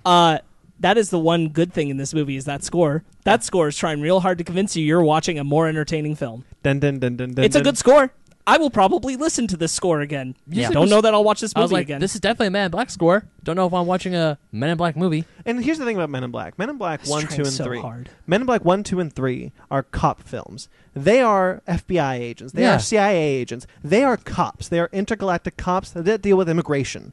This is a spy movie. Yeah. And they fundamentally misunderstood the point of Men in Black. I also think I think it's somebody who watched Men in Black once and they never thought about it again because I think some of the uses of technology in this movie are just actively bad and against the Men in Black because the first time Tessa Thompson goes through when the Jimmy the spaceship crashes and there's a giant open New York and birds fly through. And you mean the barrier that makes super loud noise? Yeah, so if and anything like that ever happens, so you see would a dozen notice? birds fly through and they disappear. You're telling me not a single person in New York is going to see that? Are you kidding me? That's an entire block that you've cut off, and it's just you can walk right through it.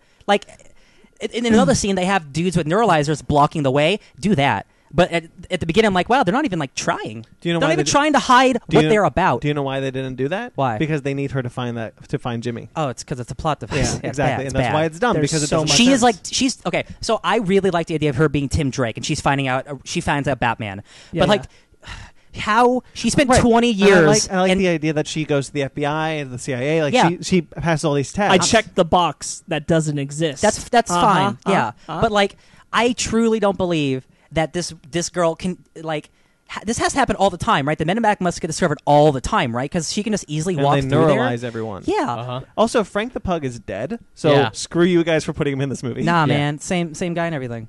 I know. I don't get that. Frank is dead between 2 and 3. Like the original Pug passed away. Hey, you gotta check that.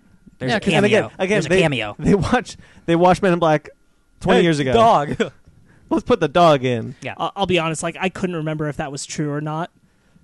That the pug had died. Yeah. They don't care about their own canon. No. Yeah. Because this is Pirates 5 or whatever. Every time a reference to Men in Black 1 or 2 or 3 or whatever shows up, I'm always just none of these are organic. It's weird because sorry, Ben, real quick, because I want to bounce off Ryan. You're exactly right. It's Pirates 5. Yeah. It's Pirates 5. Pirates 5 is the most blatant misunderstanding of the franchise I have ever seen in my life. Yeah. And this throws is away origins. This is the same thing. Yeah. No, so going back to what Sparks was saying about them referencing other things from Men in Black, you guys know what my favorite thing is when they reference things from the films. Godzilla references a bunch of stuff from past films. Ready Player One, the whole damn movie. This time, this is the one movie where they reference stuff from other stuff that I do like, and I did not like it. Why does T have an oil painting of what Tommy Lee Jones and Will Smith did? Ben, you're not a person who just likes references for references' sake. The references have to be good. The references in this aren't good. They're just hey, remember? The guys that we saw in the trailer, that's the one time they're in the movie. Yeah. The little guys. only reference to the old films that didn't feel like bullshit to me was the noisy cricket. Yeah. Yeah. And she's that was the only one. That was the only one. And you know what? You're right. That's right. I really appreciated Emma Thompson? Emma Thompson. I like her character. She's great. I'm Emma glad Thompson, she came back. And that guy's in the old days, we would have recruited her. Every moment of Emma Thompson talking, I liked her. Yeah. Also, another thing that really screws up with just the canon of Men in Black. I like I do like the fundamental conceit of this film that there are other Men in Blacks around the world. I like that. Yeah. What I don't much care for is the fact that now they're an organization that operates under someone. They answer to someone. Oh, High T? No. Or what do you mean? Because Emma Thompson is H is going to be the new head. I'll bounce it upstairs. Oh, yeah. Now O-T, whoever the hell else runs Men in Blacks, they answer to someone. Yeah, and speaking of I don't think that's a line they even thought about. I don't think so either. And when you mention something like that, the higher-ups, that makes me think, at the end of these movies, they always show us the bigger world at the end, you're going through a locker. I was waiting for we're about to see some cool universal shit. Nope, it's just something flying at the screen like a typical movie. Yeah. Do we have any positives? Because I have the score. positives. Yeah. I do have I like positives. Rebecca Ferguson as Lizzo. Riza, whatever her name is. Like I liked her too. She's charming enough with what little she has. That's actually a great point. What I wanted to say is what I find most offensive about this movie is even when I have found the previous Men in Black films to be lackluster in comparison to the first one, and that's something I'll address real quick. Yeah. I told Brandon this off air. I feel that I enjoy Men in Black 2 and 3. I do. But I do feel like every sequel since the first one has been trying to recapture the spirit of the first and done it unsuccessfully. I would agree. Regardless of the fact that I think J and K have a really good theme story and it does feel in spirit of the first film, the world itself does not feel in spirit of the first film. And I feel like they have all unsuccessfully tried to recapture the magic of the first one over and over again, and this is obviously the furthest step away from that. Something that I find so hideously upsetting about this one is all of the Men in Black films have always had a bizarre and entertaining villain. All three of them. Oh, yeah.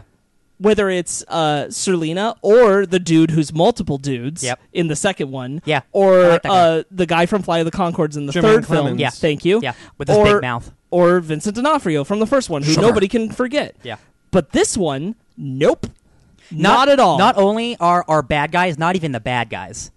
Which isn't done well. And they're like, oh, wow, those guys actually could have been like heroes, and we just killed them off because we didn't fully explore their side of the story. I do have two positives. I get to positives. Yeah. I do have two positives. I think the idea that H was neuralized and can't live up to the neuralization story was good. And like, I did too. He can't cope with that hero that That's a great moment. That he was never that character. I do like that. I like just the my idea wits that he and was my memorize or whatever. I do like how he was neuralized. The other positive I have, just let me get through the positives real quick. The other positive I have is I think the effects on the alien that T becomes are real good. Yeah, and I like the effects for the twin aliens. I agree. And that's it. Yeah. I wish I cared about the T alien. I love that neuralized thing with H as well. Yeah. However, I don't like that throughout the whole movie everybody's saying like, oh man, he's changed and all this, and I'm like, yeah, but I don't even know who he was before. Yeah. I have no window into the person he was before, other than he dated some chick who. But they say he changed because he was never that person. I understand that. But we don't know who he was. But before. I don't know who he was before, so I don't understand who he's even supposed to be. Well, no, I'll the way I saw it is that he was never the same. He was never ever that person that they said. So there was a story that he was the savior, that he destroyed the hive with T. There was a story, and then he was just the same person, and everyone's like, "Oh, you've changed. You're not that hero that you used to be." Like that story predominated his. But the problem that I have with that is that did they neuralize everybody to make them believe that story? No, I think they just because they say he fundamentally is not the same person. Mm-hmm. They're like, you're a different dude. Humans you act and differently. aliens. They're have not said saying that. like, oh, you're not the guy from the story. They're saying you are behaving differently. Oh, Who was he right. before? I don't recognize him. The alien that he. They're saying like he's not behaving like Virgo the person he was the before, ugly or something. and we never see who that person even was. See, I took it as we were never supposed to. We were supposed to be told about this great hero, which would be fine, but that's not the story that the other characters are saying. They're saying you're not the same guy, not the same guy from the story. They're saying like you don't act the same. So also like sorry, real quick, like when you neuralize one memory, that doesn't change your entire persona. It's like you forgot what happened in one specific moment. So why would he be fundamentally different? Well, that's the point. He's not. But everyone thinks he was. But it doesn't make sense. But that doesn't make sense unless you neuralized everybody else. It doesn't make sense to me. Yeah. What were you gonna say, Ben? I was thinking before we found out that H was neuralized, and when we see like when Volko or whatever, I thought his name was Volko or something. Something the Doesn't ugly. matter. Something. He's an ugly alien. It's a horrible CGI alien. Yeah, that alien. He's like, what happened to you? I was thinking that the events of, because we obviously don't see the whole event change from 2016. I thought that was like him suffering a very traumatic event. That this is a form of him having PTSD. That's what I thought, because everyone's saying is like, you changed, because there's like, you were this great agent, you were kicking ass, you were supposed to be the leader. He's showing up late for work, he's partying, he's drinking, he's sleeping with random aliens so he can keep on living. This is him suffering through PTSD, and that's what I was hoping for, and that's what I was really, really hoping we were gonna get with Haiti becoming the alien. It's like, yeah, you saw me do something horrible, and then I had neuralized you, but that PTSD is still routed in. But they don't go anything. They're just like, yeah, we just neuralized him. Whatevs. Worse than that, halfway through the film, they decide to try to tell you that it's actually because he had this breakup with the character named Riza, And then when he encounters RZA later, because in the desert he says, what, you've never thrown yourself into something without logic just because you loved it? Passion, which implies that, yes, he did love RZA. When he encounters RZA, he has the moment where he just tells her that she was just a mark. Yeah. And he was just doing his job. And I'm like, I don't know if that's true or not because of how you're conveying it. And it's never explored past that. Honestly, so I don't know what changed him who he ever was. That whole part with RZA, I was just like, wait, what? I was like half checked out, half checked in. So when he's hanging out part with of the movie in the club scene, which I always appreciate a cool rave club scene, and this has aliens in it, so that's cool. But like a lot of practical effects for them. So the ugly alien, he's like, and when Chris the Boss Nass knockoff, yes. So Chris Hemsworth is talking about how they've partied all the time for years and years. So he was the same person partying years ago as he is partying now. How can this alien tell, oh, you've changed, when all they do is party together? I didn't buy that at all. I don't buy that. That's bullshit. That's what I think. So that's if you take out the Rebecca Ferguson, if you take out that alien saying he's changed, then it does track that he was never this hero. He was always this person that they saw him, that they now see him as. They were always this person. But that doesn't make sense even in the plot they set up, because at the end, O says that before he was the Hive, T said he should be the leader. So he was always a promising agent before this change. Hey, maybe the script doesn't even follow its own logic. We're not arguing the script is bad. Yeah. No, I know, but I'm saying, like, this is why, like, I fundamentally don't know who his character is ever supposed to be in any scene. Yeah. Because it doesn't make sense. They're always constantly saying, you're not the person you used to be, and I'm like, who was he before? We have no we're never foundation told. of who that we're is. never shown. Ben, you started to talk about, I think it was you who talked about the fact that Tessa Thompson and Chris Hemsworth don't have chemistry in this film. I was asking if there was, because I don't know if I could see, because there are times where they did bounce off each other fine, but I think the difference. I think the difference is with where they were in Thor Ragnarok. They had a script, and they don't.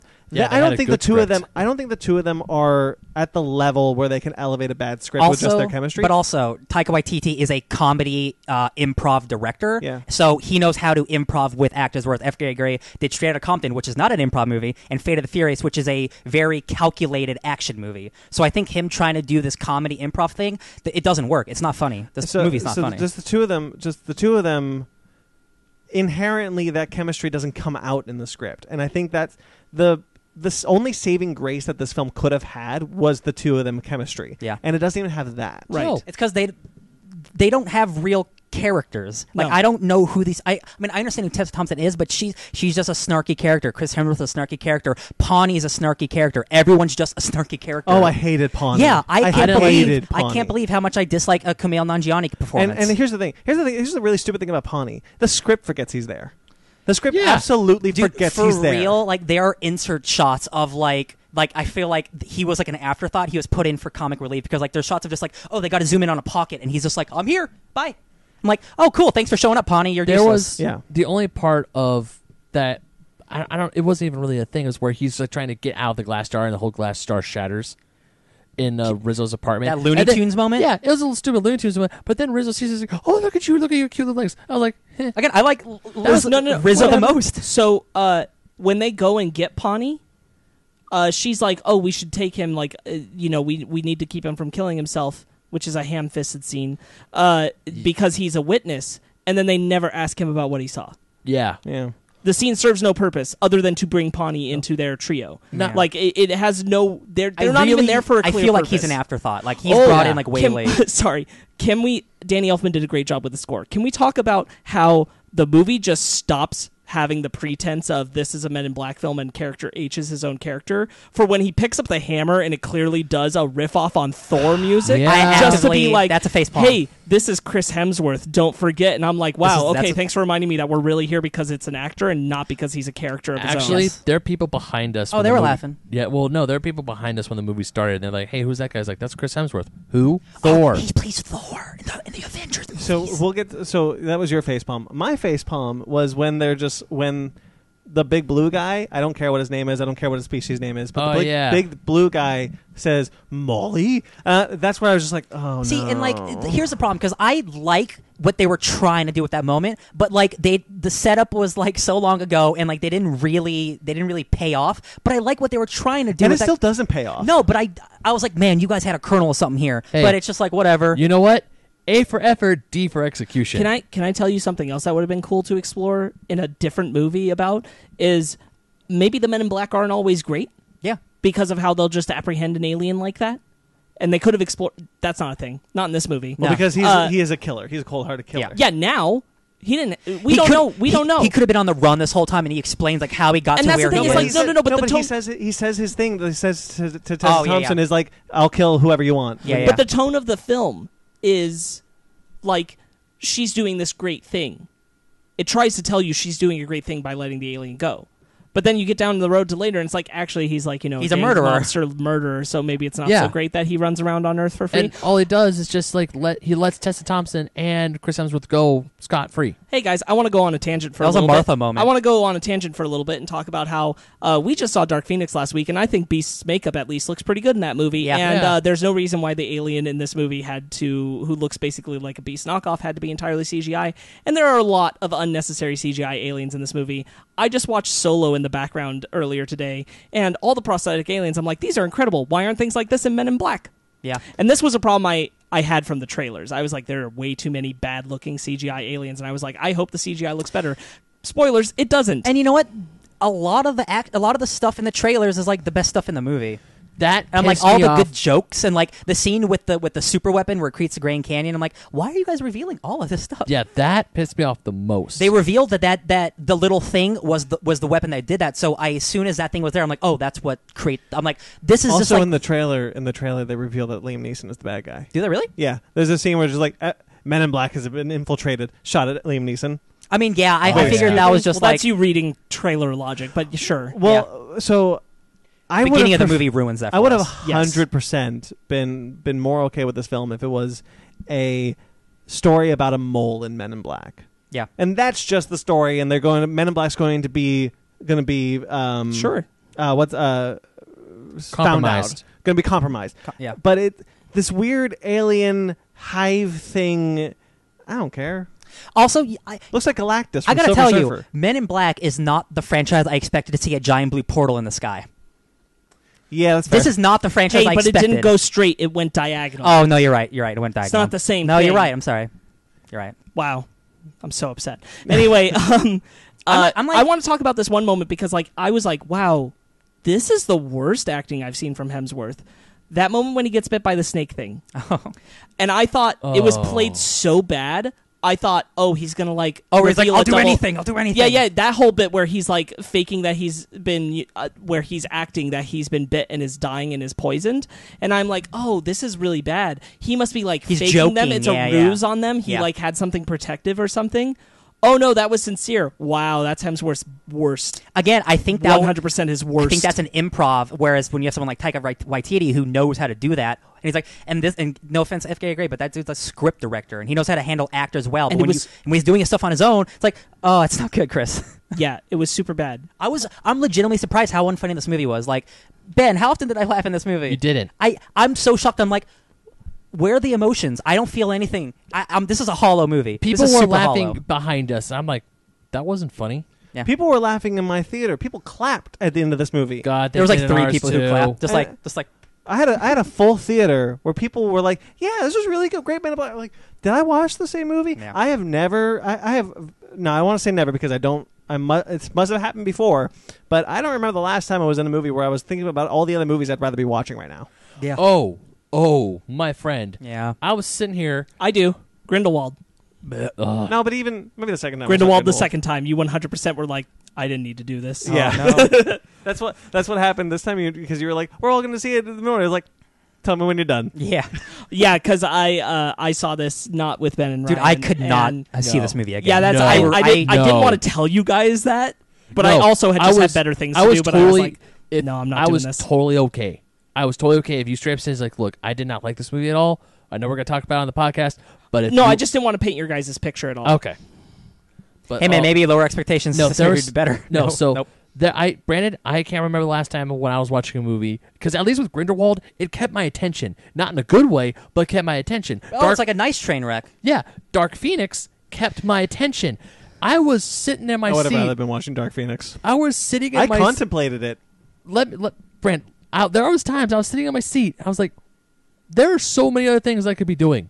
I could be like, Ben, let's just leave the theater. There were guys who were like constantly going back and forth from their seats. Oh, he was checked out. I was like, man, I kind of want to do the same. It was a dad and his kids, and he kept doing stuff for his kids, but like that dad did not care. It was also a $4 ticket. Understandable, but I'm sitting there going, I'd much rather be fighting why I think Sailor Moon is a decent book to these guys that are watching this movie right now. Holy shit. I'd rather watch so many other things than sit in this movie than what I'm doing right now. At least, like, this movie, it's bad, but like, at least if it had really, really great, I will say the best design is the high T alien, the high monster. Yeah, I think it's a cool design. It's a really cool design. I wish I cared about it. You want to know what I thought of the second he popped up? What? The second I popped up, I was like, that's a really cool Dungeons and Dragons monster. There should be a Dungeons and Dragons movie. There should be anything else than this movie. I do really like the moment where T is coming up to him and he's like, "You were always like a son to me. You were always like a son to me.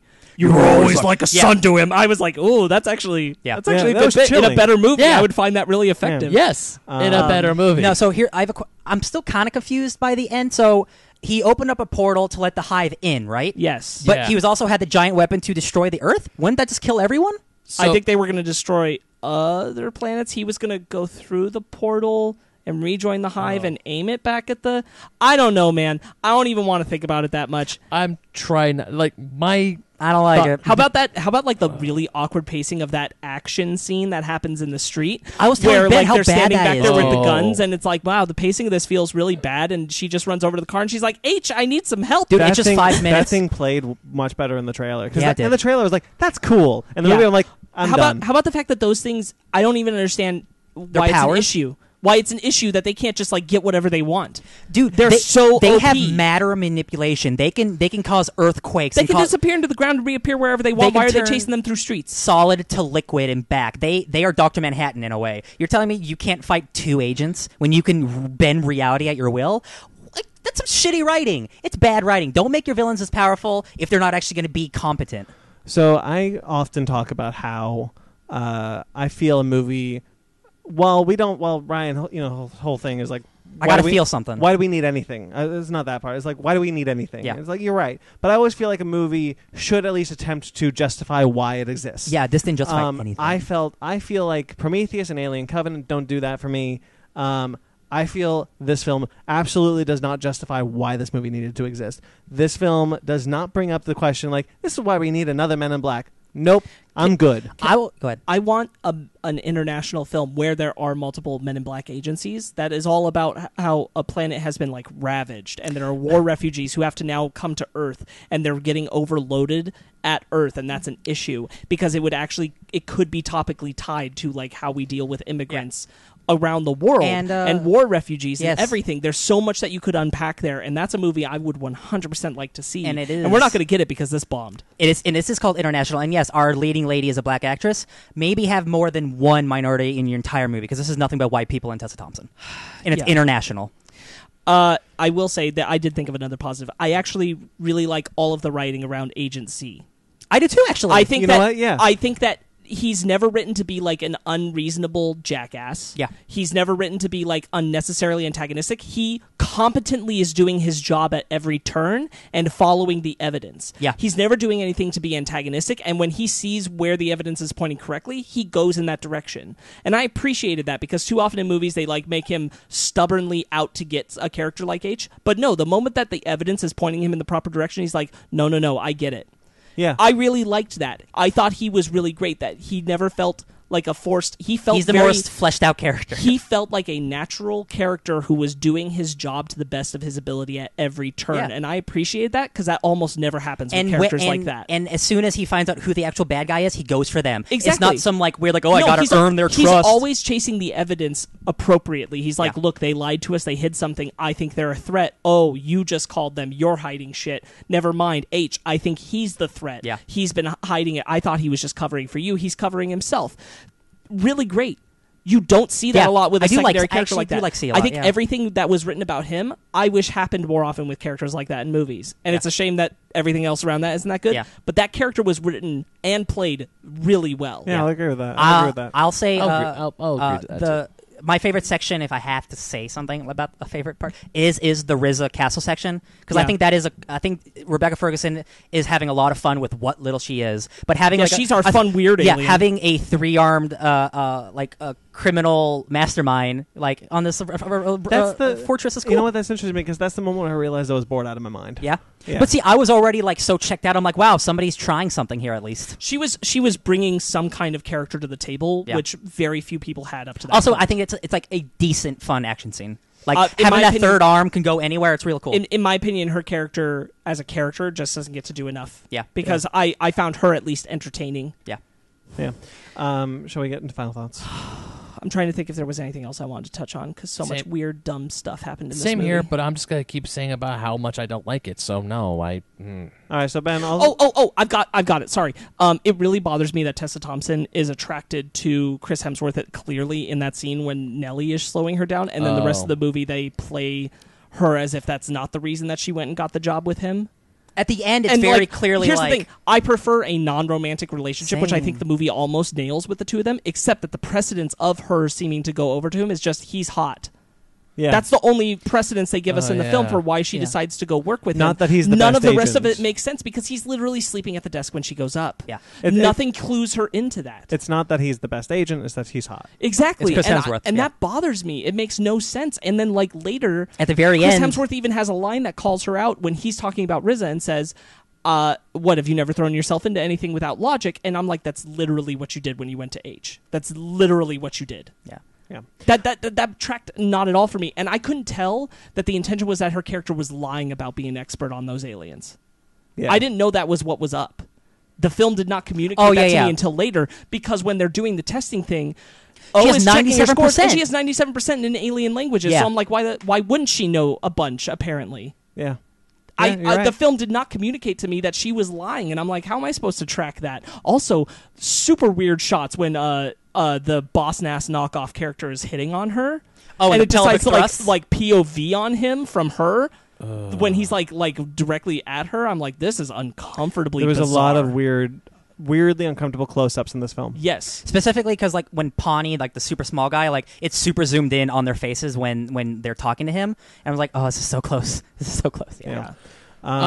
Another thing I just want to touch on real quick. What the hell was that scene with her in the wormhole, and then Pawnee shows up and he's able? Holy shit! I know. With movies like this, we just need to throw real science out the window, but I can't. That scene is just stupid. It is dumb. I was expecting that scene to be cooler and different. That scene is stupid, but it's not because it goes against science. No. It's still dumb. That's on the low end of the criticism for me. It's still very, very dumb. I'm sensing a theme in our films lately. Much like Brightburn, much like Dark Phoenix, I could not understand through intention of the film when High T was supposed to be himself and when he was supposed to have been Hive, since apparently he was in there the whole time. Yeah. I thought he'd just been replaced. Same. Because at the very end, it's like, hey, remember me? You were like a son. He's like, what? And pulls him back, and I'm like, oh, so he was supposed to be himself half the time? Yeah. And that's why, like, one of his lines about, like, you always end up where you're supposed to be, and I'm like, is one of the things that Tessa Thompson hears to herself, and I'm like, but that's the line from the bad guy? Yeah. I guess that tracks, but I always saw it as that was the first time T showed up, and the entire time he was always alien. But that's what I mean. It's so weird because of how the film communicates that messaging, because when she's thinking back about the inspirational line the bad guy gave her. Mm-hmm. That's just weird. Yeah. The whole... Hey, it's a bad movie. This movie isn't good. Let's move on. Final thoughts. Ryan, you go first. We try to be positive on the Fake Nerd Podcast here every Sunday night on the Fake Nerd Podcast. But I think this movie's pretty we were. Agency is really great. Yeah. It's just like... Man, try harder. I care about this franchise. Try harder. Like, it's a great director, like, and like everyone in the cast. I'm like, man, this should have been a hit, man. The writer wrote 2 good movies and then jumped off a cliff. Yeah. Apparently, yeah, it happens. Again, like, I really wonder if this was like the first draft, because like this feels very sloppy. It's a very sloppy movie. And like we went here for like, oh, we're gonna get Thor Ragnarok Part 2. Like, hell yeah, we did not get that at all. this is probably my least favorite movie that we reviewed of the year. Like, I actively don't like this movie. I'd give it like a 5. Like, I would go lower, but I think that's too mean. Ben? Oh, I'm not afraid to be too mean. This is a 3. Woo! I mean, this is worse to me than Crimes of Grindelwald. I'm not going to watch this ever again. No, I will. This had me bored. I was thinking of a bunch of other listen things. to that score though. I will. That is. Or I'll just listen to Men in Black 1 score and let's pretend this one doesn't exist. No, I think he created cool new riffs. Sorry, Ben. I don't mean to be interrupting your thing. The score, Emma Thompson was fine. There are a few character scenes which I was like, okay, maybe I can't get invested in these characters again. Did you like the beard alien guy? I did like him. I liked him too. Yeah. And he betrays them? That's cool. Yeah. Okay. I liked the beard alien scene. That was fun. But other than that, everything else was just like... Oh, Tessa Thompson looks really good with the hair and the suit. Yeah. And that watch. But I'm glad she didn't have to say that line. Yeah. Same. So continue, Ben. What would you rate? You said 3. It's a 3. 3 out of 10. It's worse than Grindelwald for me. I do not like this movie. Don't go see it. Save your money. Sparks? I did one last positive. I do like the scene where Tessa Thompson is explaining why she should be an agent with watching. I think that is a good scene. Oh, yeah, that is a good scene. Isolated on its own, that's an excellent scene. I agree. I do wish that Tessa Thompson carried any of that into being allowed to be part of her character later, but they don't. I really, really wanted to be on the side of this movie. I want more Men in Black. I think that's an interesting world that there's a lot of possibility to explore, and man, did this waste it. Yeah. I would have rather gotten the 21 Jump Street Men in Black crossover. Brendan, real quick, we were talking about last week about what Marvel... Because Marvel made this comic years ago, but it's a short. On the credits, they said Malibu Comics. So what happened was Men in Black was published by Aurelia, something like that, which is a comic book company that was bought by Malibu, and the Malibu was bought by Marvel. Gotcha. Okay. So for this one, it still said Malibu, which is interesting. Yeah, so because Malibu was an imprint with Marvel before it did. So that means it still exists then. Yes. That's and Marvel actually published comics of Men in Black set after the movie.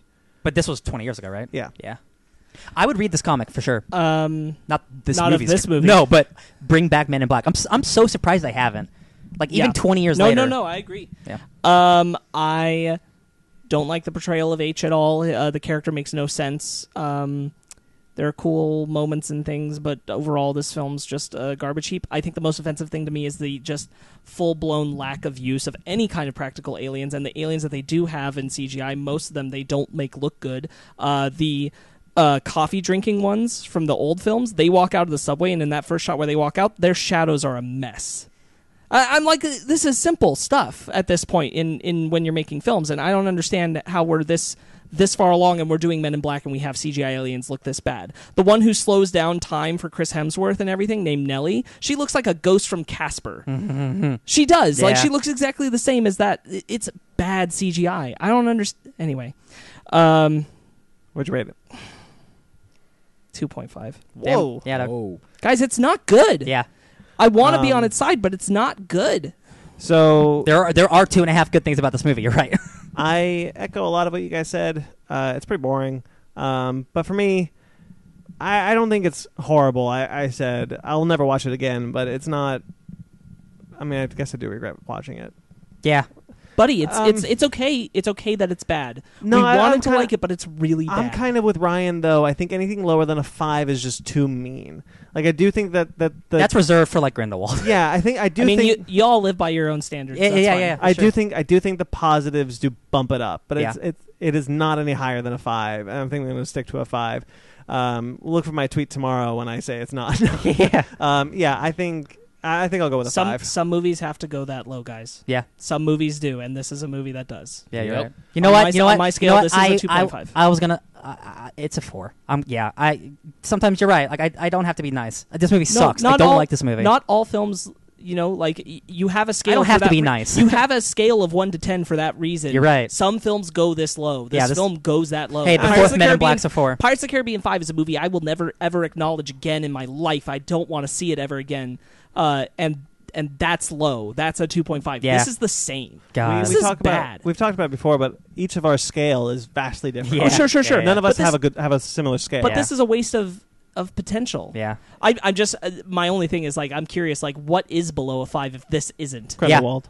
Okay, that one movie. Grindelwald That's actively 5 made scale me. points. Grindelwald actively angered me. Sure, no, I get it. And it broke me. Same thing with Jurassic So World. anything below 5 is it has to make you angry. Yeah. Whereas this one Well, didn't that's make me fine. angry. Whatever. This one just kind of exists. Oh yeah, I'll give it a 4. This film wastes potential. What makes me upset is that this is bad. It's gonna bomb, and we're not gonna get any more good Men in Black movies, which there could have potentially been. It just reminded me of. You remember in Jurassic World where we're like, oh, Chris Pratt, this shtick doesn't always work all the time, at least for me. Or at least in Jurassic World Fallen Kingdom, right? Uh-huh. This is the first time where I'm like, okay, so Chris Hemsworth just being cute and charming is just not going to carry a movie. And like, this is the first time where I'm like, okay, the god can bleed. Thor can bleed. I'm like, wow, you actually do need a script maybe. I feel bad for him. Like, that scene where he's poisoned is really terrible. Yeah. Now, you know what's the best part of the movie? When Ryan leaned over to me and said, let's leave, when the credits started rolling. Yeah. And on that note, let's get into our book club.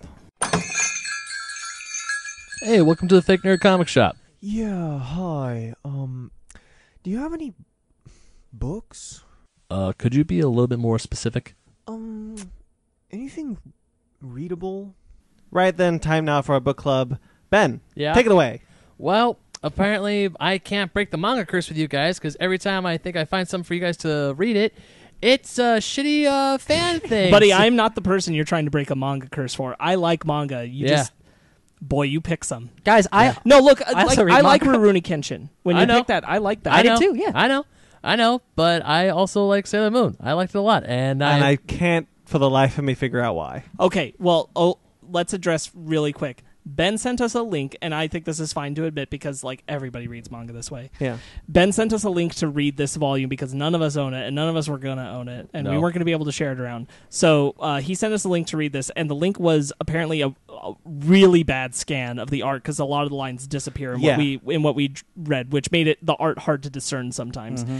And fan edit text over it. Yeah. Now, I did glance through your actual physical copy, Ben, and the dialogue's not that much better, but it is a little bit better. No, I will admit, there are times, because this series, because I have read this whole series, it does get a lot better. There are good things about Usagi believing herself, fighting for what's right, her facing the darkness. But the first volume, it's a bit of a tone setter. When I would watch that original show, because there was like the Dragon Ball Z Sailor Moon block. It was like on Toonami. So I would watch Dragon Ball Z and then Sailor Moon would be on. And I always thought, oh, there must be something wrong with the translation of the show. Nope. It was just bad. No, that's not entirely true. There probably was something wrong with the translation as well. Yeah. Our enemies are evil. So evil that they should not be allowed to live in our world. Yeah. And I will even say, when I was reading this first volume, I was like, wow, those are some dialogue choices. Holy shit. Before we get into it, I will just say right off the bat, this is just not, like, I saw Sailor Moon when I was a kid, and it was fine then, but, like, this is not for me. This is just not a series for me, and I think that's fine. This is made for other people. It is not made for me. This is not my thing. That's okay. But it did not help the way that we read it. Right. Yeah. It is very much a product of its time. It reminds me so much of the first time I saw Shin Godzilla, which was illegally, and it was a fan edit, a fan translation. So like halfway through, I'm like, that can ruin things. So halfway through, I was like, this doesn't seem right. The punctuation's wrong. Yeah. Like, they're just putting periods in the middle of sentences, and then I realized, okay. Yeah, even the copy I have, this one was this copy by Kodansha was oh, bless you. Haha. It was published back in 2011. Originally, Sailor Moon came out in the 1990s. I mean, we probably all know that. No, I can tell. The art's very that era. Yeah, but there are also quite a few different problems with the Sailor Moon publishing. Oh, man, the art is so much better in this book than what I read. Yeah. Yeah, so my book club is, I mean, I could tell a general consensus. Because the thing we read, and I want to be clear, I'm not talking about the book here. I'm talking about what we read. The thing you read, yeah, is really hard to follow. Yeah. A lot of the action beats were very difficult for me to keep track of because I tried really hard because the art just again like Spark said, really bad scans. Yeah, like it was just difficult to keep track like of what was happening. All the thinnest lines just disappeared into white. So like it feels this is I wish I read this. I got to tell you, though, I don't think I would have liked it anymore, but like, would have been a little bit better. I do like when she just goes, change in to a doctor. Now I'm an employee of the university hospital. Yeah. Yeah.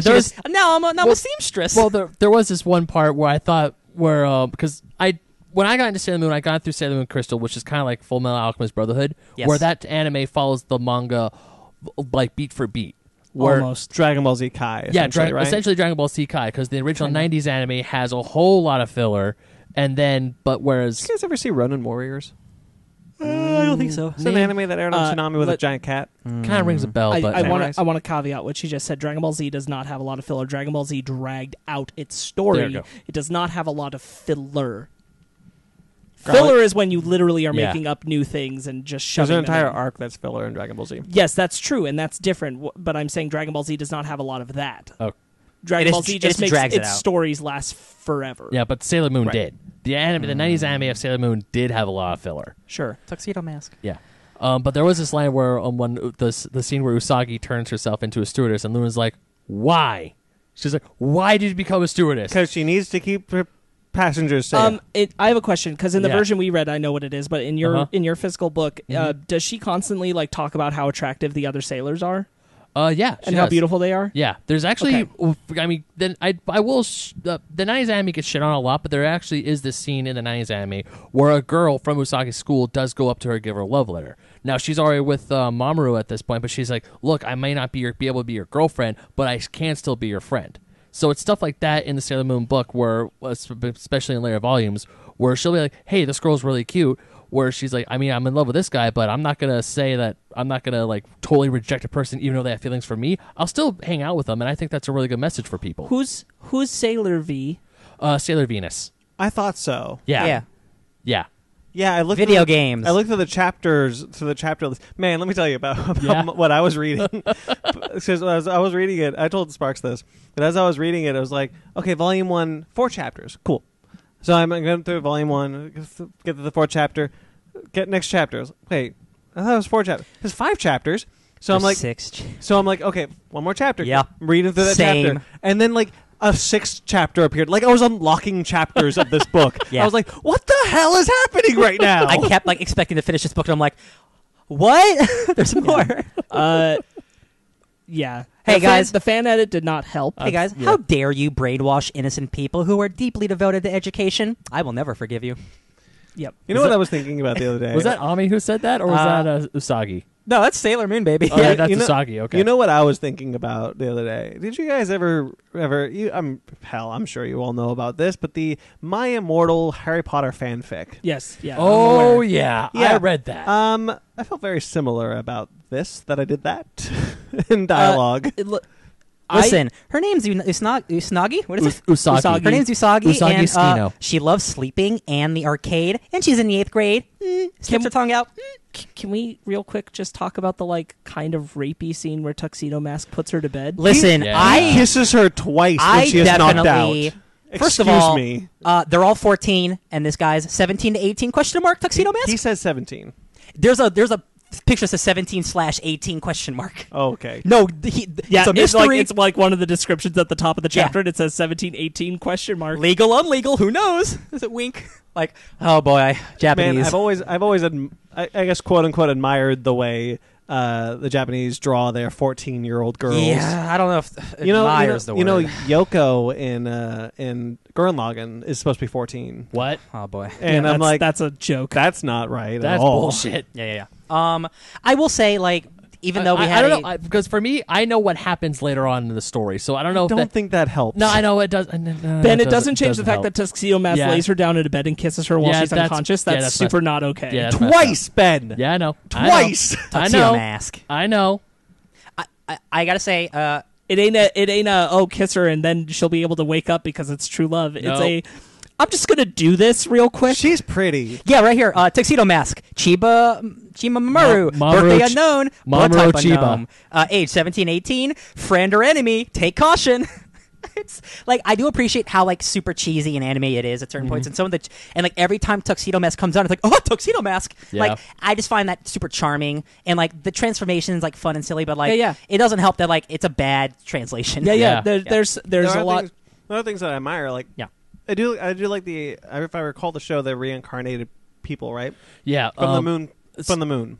Yeah, Sailor Moon. Usagi Tsukino is the reincarnated princess of the Kingdom of the Moon. Mamoru is the reincarnated prince of Earth. There is a war. Everyone dies, and the 4 kings of heaven, which are in this Jadeite, Kunzite, Zedite, and That's the 4 generals, right? yeah, they're kind of. They are actually Mamoru's companions. but then they get their brainwashed by Queen Beryl, and then everything just goes to hell. Right, and so they see on paper that sounds awesome. Yeah, but I don't think this book executes it well. I mean, this book doesn't touch all of that. No, it doesn't. With my high heels, I'll punish you. I'll show you the power of an innocent girl. I haven't felt. It's been a very long time innocent. since I felt like what my parents would feel like watching like an anime or cartoon when I was a child. Yeah. Where I just stepped in and I'm like, this is too many things being thrown at me. Too many names. Like, there's Luna the talking cat. What is this? How is this happening? And like nobody directly addresses it. Like Luna's just a talking cat. Hey, you're the soldier now. Oh, I guess okay. Use your thing. You just gotta take it. Hey, Usagi's only useful when Luna tells her to do the things. Okay. Usagi does Silver crystal grants you immortality. I mean, like I can only judge on these chapters. Also, Usagi is a self-admitted crybaby. Yeah. Gross. Well, yeah. What is the? Stop crying! You're breaking all the windows. yeah. What the hell? Yeah, I'm looking at Ben, I'm really not trying to trash it. I know. And I don't mean to. I think it sucks because even when I was reading, I was like, wow, this. Because it does get better. That's the thing. This is even picking the first volume, because I only have volumes 1 and 2, and I read the whole manga series, and there are some parts where it gets like really like into like self-expression, into like who you're like self-identity. And it's really good and it's really impactful. It's like, man, this is something I definitely want to show my kids in the future. But then I'm reading this first volume, like when Tuxedo Mask kisses Usagi, I was like, even though I know what happens later on, I'm like, man, that's kind of rapey. That's not good. As I've said before, when the argument of it gets better, it doesn't help. It's I know. not a good argument, because if you're not getting me from the beginning, I have no reason to keep going outside of the promise that it could get better. Right. Like that's why I didn't finish Gotham. Well, hold on. So there is a difference between like saying it gets better and then like is something just finding itself. Like Legends of Tomorrow has a terrible first season and was finding itself, and by the second season and especially the third season, it's actually a really good show in its own right. So there's a gray area in that. And I can see where Sailor Moon can definitely be that. But I think the whole thing is that you have to be on board with the whole concept and world of it from the get-go. And I'm just not on board for it. It's not my ride. It's not my ride. This is a it's super not weird my thing. ride. That's a good way to put it. I'm more into the Brienne Dragon Ball Super team from that other universe. The Akira Toriyama's parody of Sailor Moon. Yeah, I like his fake Sailor Moon maybe more than a real life. So in Dragon Ball Super, real quick, Ben, Akira Toriyama creates these parody of Sailor Moon where they're super beautiful, and when they transform, they become uggos. Okay. And that's not even. They become like more fantastical creature-looking characters. With and their whole thing is like their it doesn't matter what you look like just inner beauty, and like it's all about love. Yeah, and that's what they're all about. It's like, outer beauty. It doesn't matter. That's why they transform. When their they're power level transforming into something more beautiful. It's so like they get stronger the more they love. It's like instead of power levels like Goku, like if they love you harder, they get stronger. Yeah, they actually have to acknowledge it as a separate type of energy. It's awesome. Yeah, the power of love is a different type of energy because it comes from a different universe. I did not realize that. Yeah, what's her name? Brienne? Riberian. What is it? Riberian. I'm not even going to try. It's got an R at the beginning. Ibrianne. Riberian. You can say it again, but I'm never going to pronounce it well. Riberian. She it's like a lot of them turn into like more fantastical creatures, but she just turns fat. Mm-hmm. Which I always thought was she's great. But she's a lot of fun. She's so cool. Man, I'm so behind on this show right now. Yeah. No. Anyway, we're not talking about that. We're talking about Sailor Moon. And okay. Can we talk about that instead? No. Ben, you have the right. Please tell us about this first volume a little bit. Well, the first volume is Usagi discovering her powers, because Luna shows up. Usagi finds her, rips the Band-Aid off, and I have to agree that there are parts like the Band-Aid making Luna can't talk is kind of dumb. But once again, it was the 90s. I know the argument of product of his time doesn't help, but for me, who's someone who can see a dude grow his hair 3 times his size, I'm like, fudge it. It's an anime thing. The artist and author who's... Let me grab... I wonder if like the Band-Aid... Naoko Takeuchi. I wonder if like the Band-Aid is like some cultural thing that's like representing like losing your power or something that just we don't know about. That's like actually has a meaning or something. Or it could be reading into it. Nothing. I don't know. I think you're reading into something. Yeah. But still, the first volume is her finding the other Sailor Scouts, which we find Ami, which is Sailor Mercury. She has an IQ of 300. Yeah. We have Rei, who's Sailor Mars, and we have Makoto, who's Sailor Jupiter. We pretty much, the first 2 volumes are all the Sailor Scouts getting together and then fighting Queen Beryl. So essentially, this is the first volume is just a giant exposition because we don't get into the heat of the first story. It's Usagi. The Silver Crystal. Yeah, it's Usagi meeting her friends, the friends who they're gonna fight with her until the very bitter end. And Tuxedo Mask. Part of what like fundamentally just doesn't work for me is I don't understand the identities of the characters that she meets outside of, like, she's the smart one, she's the one who can banish demons, they're archetypes. She's the one who's kind of lonely. Like I don't have a read on them, so and they don't do anything. And then they introduced the lesbians. No, but they don't do anything. Like they're there in the panels sometimes, but Usagi's always the one who does anything important because the cat tells her to, and they like kind of like, nah, the transform, help, boop, there it is, and I just have nothing to latch on to. At all. Each chapter starts the same way. It's like this mystery of what's happening, and then there's, I didn't mind that so much. And then there's a fight, but I did. After a while, I got to the point where I was like, it's like Buffy Freak of the Week. This is repetitive. Kind of get on. Yeah, I mean, but this is the '90s. Like I can appreciate that that's a thing of its time. Like I it's not for me, but I can understand it. I do like the ghoulish lady who pretends to be the mom at the jewelry store. Yeah. She's her art was awesome. Yeah. Reading that, I was like, man. It's a few times it got into like spooky territory. I'm like, oh, okay. Oh, she remembers in the second volume. I'm This looking at one? the second volume right now.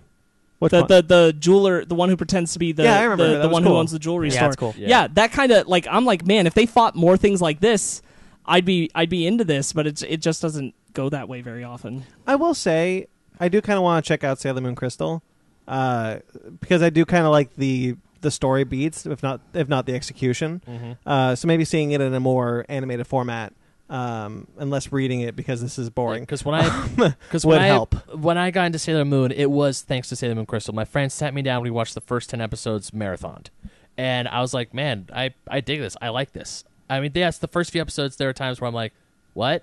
But as the show went on, I was like, no, this is it got its hooks in me, and as someone who has read the whole series, I think this is a good series to show anyone.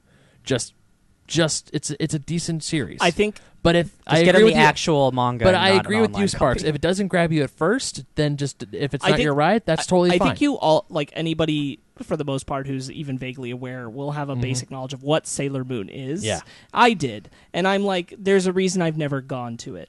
It's just that's not me. Yeah, like that's not the kind of thing. Like, this is very like female Power Rangers esque, and I'm not even that infatuated with Power Rangers. Right. So this is just 100% really not for me. Yeah. It's very much like, and I'm not saying I'm gonna walk a hard line here, but I am not saying that this is inherently like only for ladies. Oh yeah, right. Yeah, but I mean, there is a female perspective to it. There is, and in its narration and the way it handles its story beats, that is just.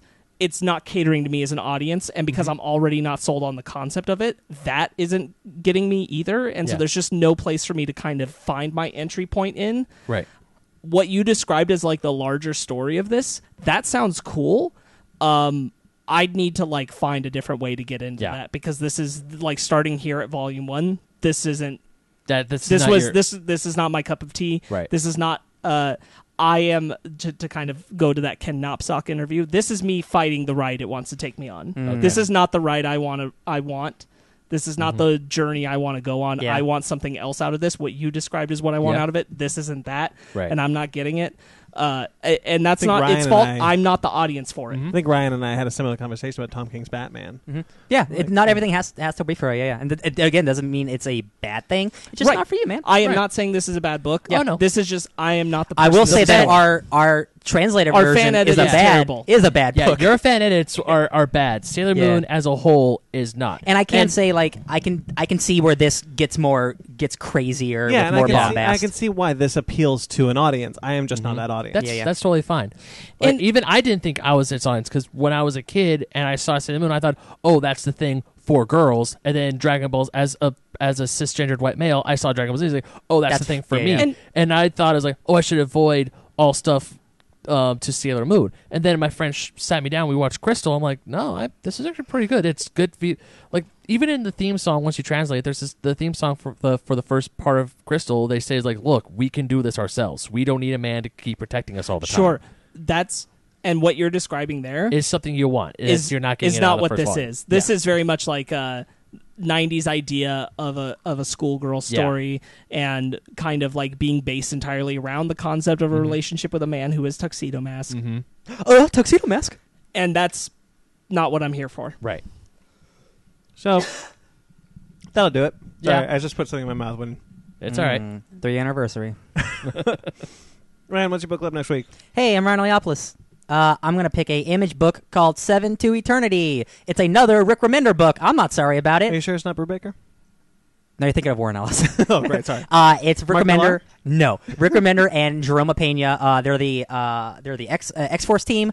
They've done a bunch of other collaborations, but like this is like a truly monumental, super awesome fantasy book. And you've read some of it, Brandon. I've Right? read some of it. It's yeah, pretty good. Yeah. The first volume's only 4 issues, so it's going to be a fun, easy read. But it's got some of the best visuals in comics. So I can't wait to read it again. There we go. All right, so that'll do it for us this week. Next week, no, actually, I'll say this: look for our Ken Knapsack interview special. It is up on the feed right now. Heck It'll yeah! be up on YouTube probably sometime this week. Yeah. If you guys want to see that, E3 video. our E3 video is coming Swamp up. Thing, Basement Arcade. Yep. It's all happening. Yada yada. All that sort of stuff. I'm working on it. This week we will drop our anniversary special. That'll come up on Wednesday. And next week for the episode is Toy Story 4. Ooh, you got a friend in me again. And maybe Child's Play. We'll discuss that. We'll see if it's at a later good. date. TBD. But yeah, definitely Toy Story 4. Man, the reviews are crazy. For Toy Story 4? Toy Story Yeah, 4? crazy good. Yeah. Like, wow, they actually did it again? Melissa Villaseñor is a secret role in that film, apparently. Who's that? Melissa Villaseñor is from Saturday Night Live. She does a lot of excellent impressions and things like that. I have an idea of who I think she is just based on the character name, and I'll tell you off air. Okay. It's Woody. All right, so that'll do it for us this week. If you guys want to help support the show, you go click in the description. Actually, I got all those links, the YouTubes, the Patreons, the TeePublics, and our Funko affiliate link. Click on those links. Click on that link, the Funko affiliate. Buy anything on that website. When you check out, use promo code SHOP10 for 10% off your purchase. Ooh. Greatly appreciate it. As like I said, we do have a Patreon. There is one tier. You can support, throw in $5 or any amount that you wish, and you get all the stuff that we'll be putting on that Patreon. All that good stuff. If we start getting enough of you, maybe we'll create a new tier where we'll do commentaries on all of the Scorpion King films. You son of a bitch. I was legitimately thinking of doing a video series on the entire Scorpion King franchise. I just found out. I went to Best Buy. I just found that there's 5 of those. There are 5 Scorpion King movies, and every single one has a new professional wrestler in each of them. Do you know what the title of the 4th one is off the top of your head? Quest 4. Quest for what? It's Quest for Power. But it's a Scorpion King 4 Quest for Power. The one before that's Book of Souls. But I'm saying because like Superman 4 Quest for Peace. Yeah. And the first the first one is Dwayne The Rock Johnson. Scorpion King, yeah. The first one's not bad. It's fine. Broke me. And It's then not great. And then they made 4 more of them. Jesus. Okay. Yeah, dude. We do have a TeePublic. We got some shirts on there. I'm working on getting up some more merchandise. Definitely another shirt. We're looking at a Basement Arcade way of doing that, so that'd be cool. Oh, yeah. So that'll do it. Thank you to everyone who listens. We greatly appreciate it. We do. Thank you to Jeremy Vellucci. His show, Suburban Proctologist, is not currently on the interwebs, but it is coming. 3-year anniversary. And there it is. You can find Jeremy at Jeremy Vellucci Keyboards. He does all of our music. Every single interlude musical thing you have, that is him. And support his show. Support Suburban Proctologist. Facebook.com. The Element. Do you know how Treasure hard it is? Town. Do you know how hard it is for me to say that name? Suburban Proctologist. Hate it. I get you. Facebook.com/Suburban Proctologist Official. Instagram at SubProc Podcast. You can find Mike Matola, our logo designer, did our Fake Nerd logo and our Miscellaneous logo. You can find him at Mike Matola on Instagram and Twitter. Find us, Twitter, Instagram, Facebook, all at Fake Nerd Podcast, FakeNerdGuys@gmail.com. If you'd like to get in touch with us personally, I'm at BT McClure on Instagram and Twitter. Ryan? I'm at DJ Tony Snark at Twitter, Instagram, Facebook, the Pornhub, all of it, guys. I'm there for it. When did you get a Pornhub? He didn't get one. He's on it. You Google DJ Tony Snark on Pornhub, and you will find him. This joke's gone longer than I expected. 3-year anniversary. Ben, where can they find you? Ben Manic27 on Instagram and Twitter, and the Moon, apparently. Oh? Is that a Sailor Moon reference? Yes, it's a Sailor Moon reference. Cool. Okay. You read the book. You tell me. I got there. Sparks. I'm Sparks Witty, and I am on Instagram, SPARKZ Witty, and nowhere else. Nowhere. Subscribe to us on iTunes, Stitcher, Google Play, TuneIn, Spotify, iHeartRadio. I'm so sorry. I forgot. Quick shout out to Downright Nerdy Podcast. They're awesome, and they sent my girlfriend their lovely giveaway, which is awesome, and we got it. They sent a couple of extra goodies in there, an extra Very comic, nice. Cool, and a few little other bits and baubles, and they're really great. And they sent us some business cards, which we'll certainly use and pass around. They're currently doing a giveaway for Taskmaster, and I hope whoever gets that book loves it, because that is an awesome book, and I'm glad they're promoting that book. So thanks to Downright Nerdy Podcast. They're really taste. great. We're talking about collaborations with them in the very near-ish future. And may or may not be sending them a gift in the near future as well. Yeah, there you go. It's just going to be me in a box. Poke holes in it, please. Surprise! It's going to be from Pornhub. All right, guys. Rate and review wherever you get us. We greatly appreciate it. Until next week, guys, stay fake nerds.